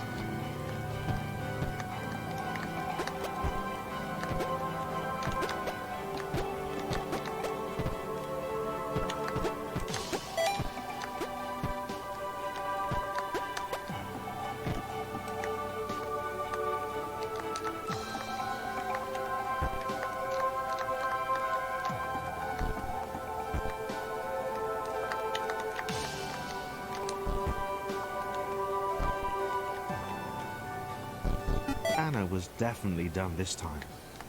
She had tried. The self-aggrandizing square and the purple orator were never going to listen. She locked the door behind herself. She could stay here where it was safe. She could wait a few cycles. Who knew? Maybe this would be enough. She was done with adventure.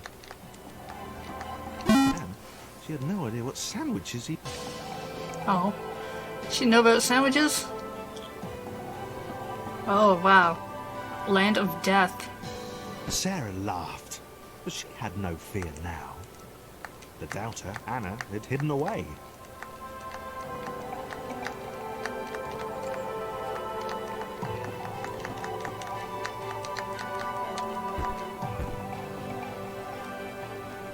Benjamin carried her even higher. He swore the fountain was close, that soon she would see him touch it. He said it would reveal great things.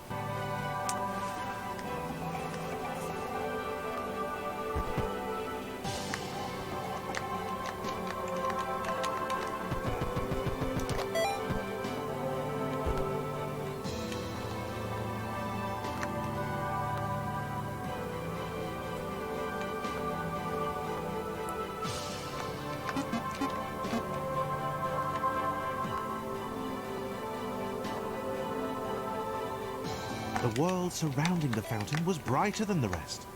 Light seemed to engulf the space around it, pouring into the chambers. Benjamin was close. The jetpack was working. Benjamin thought of his father again. He thought about how proud the big square would be of what he'd accomplished. He's gonna be pissed.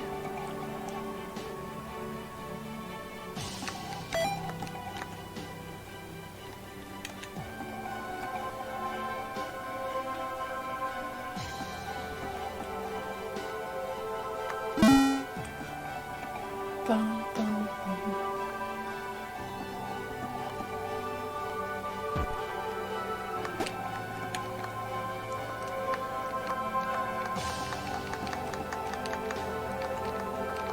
Sarah knew she could not follow Benjamin any further.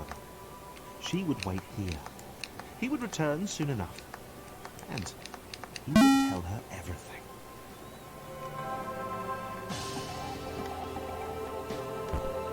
Alright, so Ben on. Shone before him, its light reverberating off the walls percussively. It was awesome. It was everything he had hoped. Sandwiches didn't matter anymore. Cute purple fangirls didn't matter anymore. There was only Benjamin and the fountain. The light engulfed Benjamin. He was... He couldn't...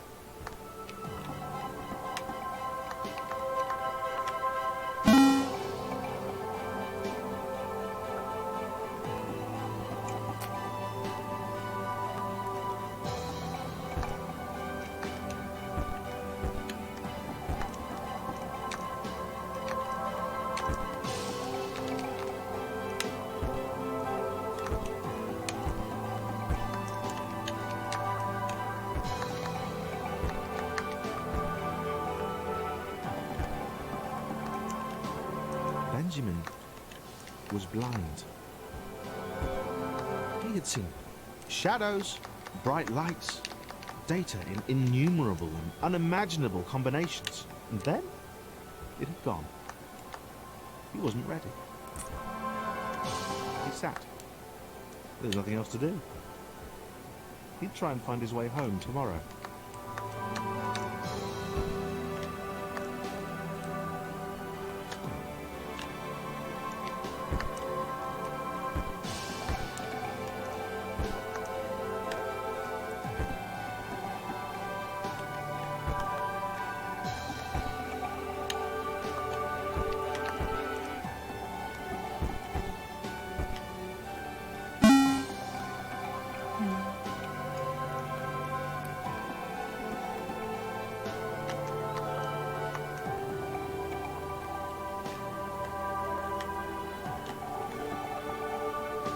Sarah fell.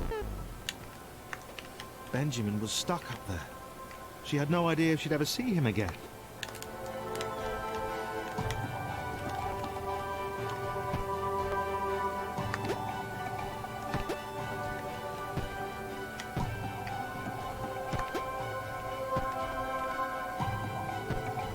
The fountain had destroyed everything. It had unleashed the clouds. It had blinded Benjamin.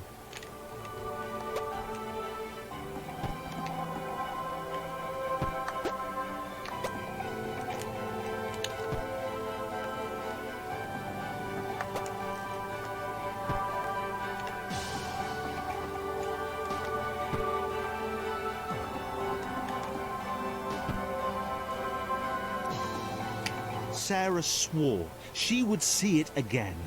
She'd get back to it. She would know what it was and what it contained.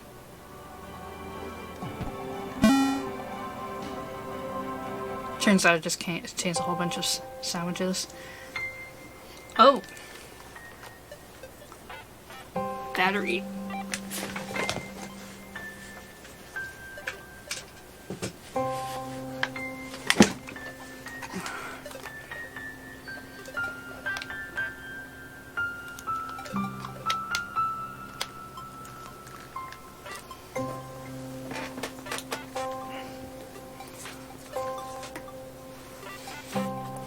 I mean, we're at the credits anyway, but...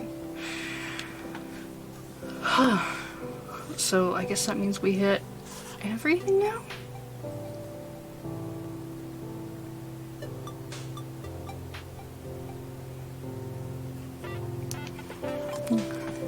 Everyone.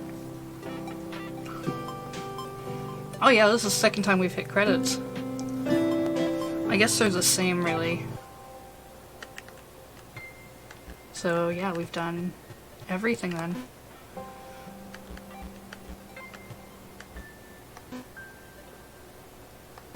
Neat. I really want to play this game again with commentary on.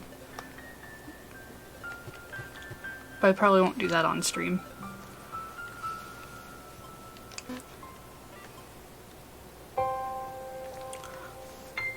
So yeah, that's gonna be it for today then. This has been day 18. Tomorrow will be day 19. We'll be starting at 10 AM as well. That one I can only go until 1, so we'll have to see what I play, because I don't know yet. I want to wait for the mail to come in just to see if Danganronpa 2 actually finally gets here. If not, I'll think of something else. But hey, I've been wanting to play Thomas Was Alone for a bit, and on stream, but I didn't want to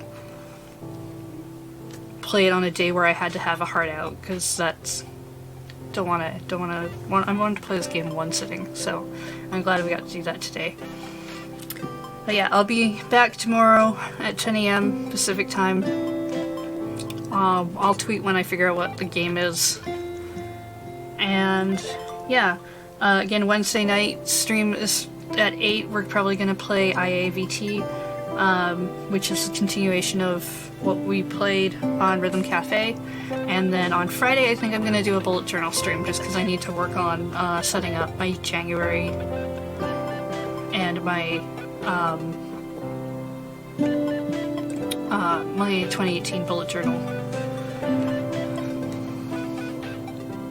So thank you everybody for hanging out, for cheering, subscribing, following, everything, just being there.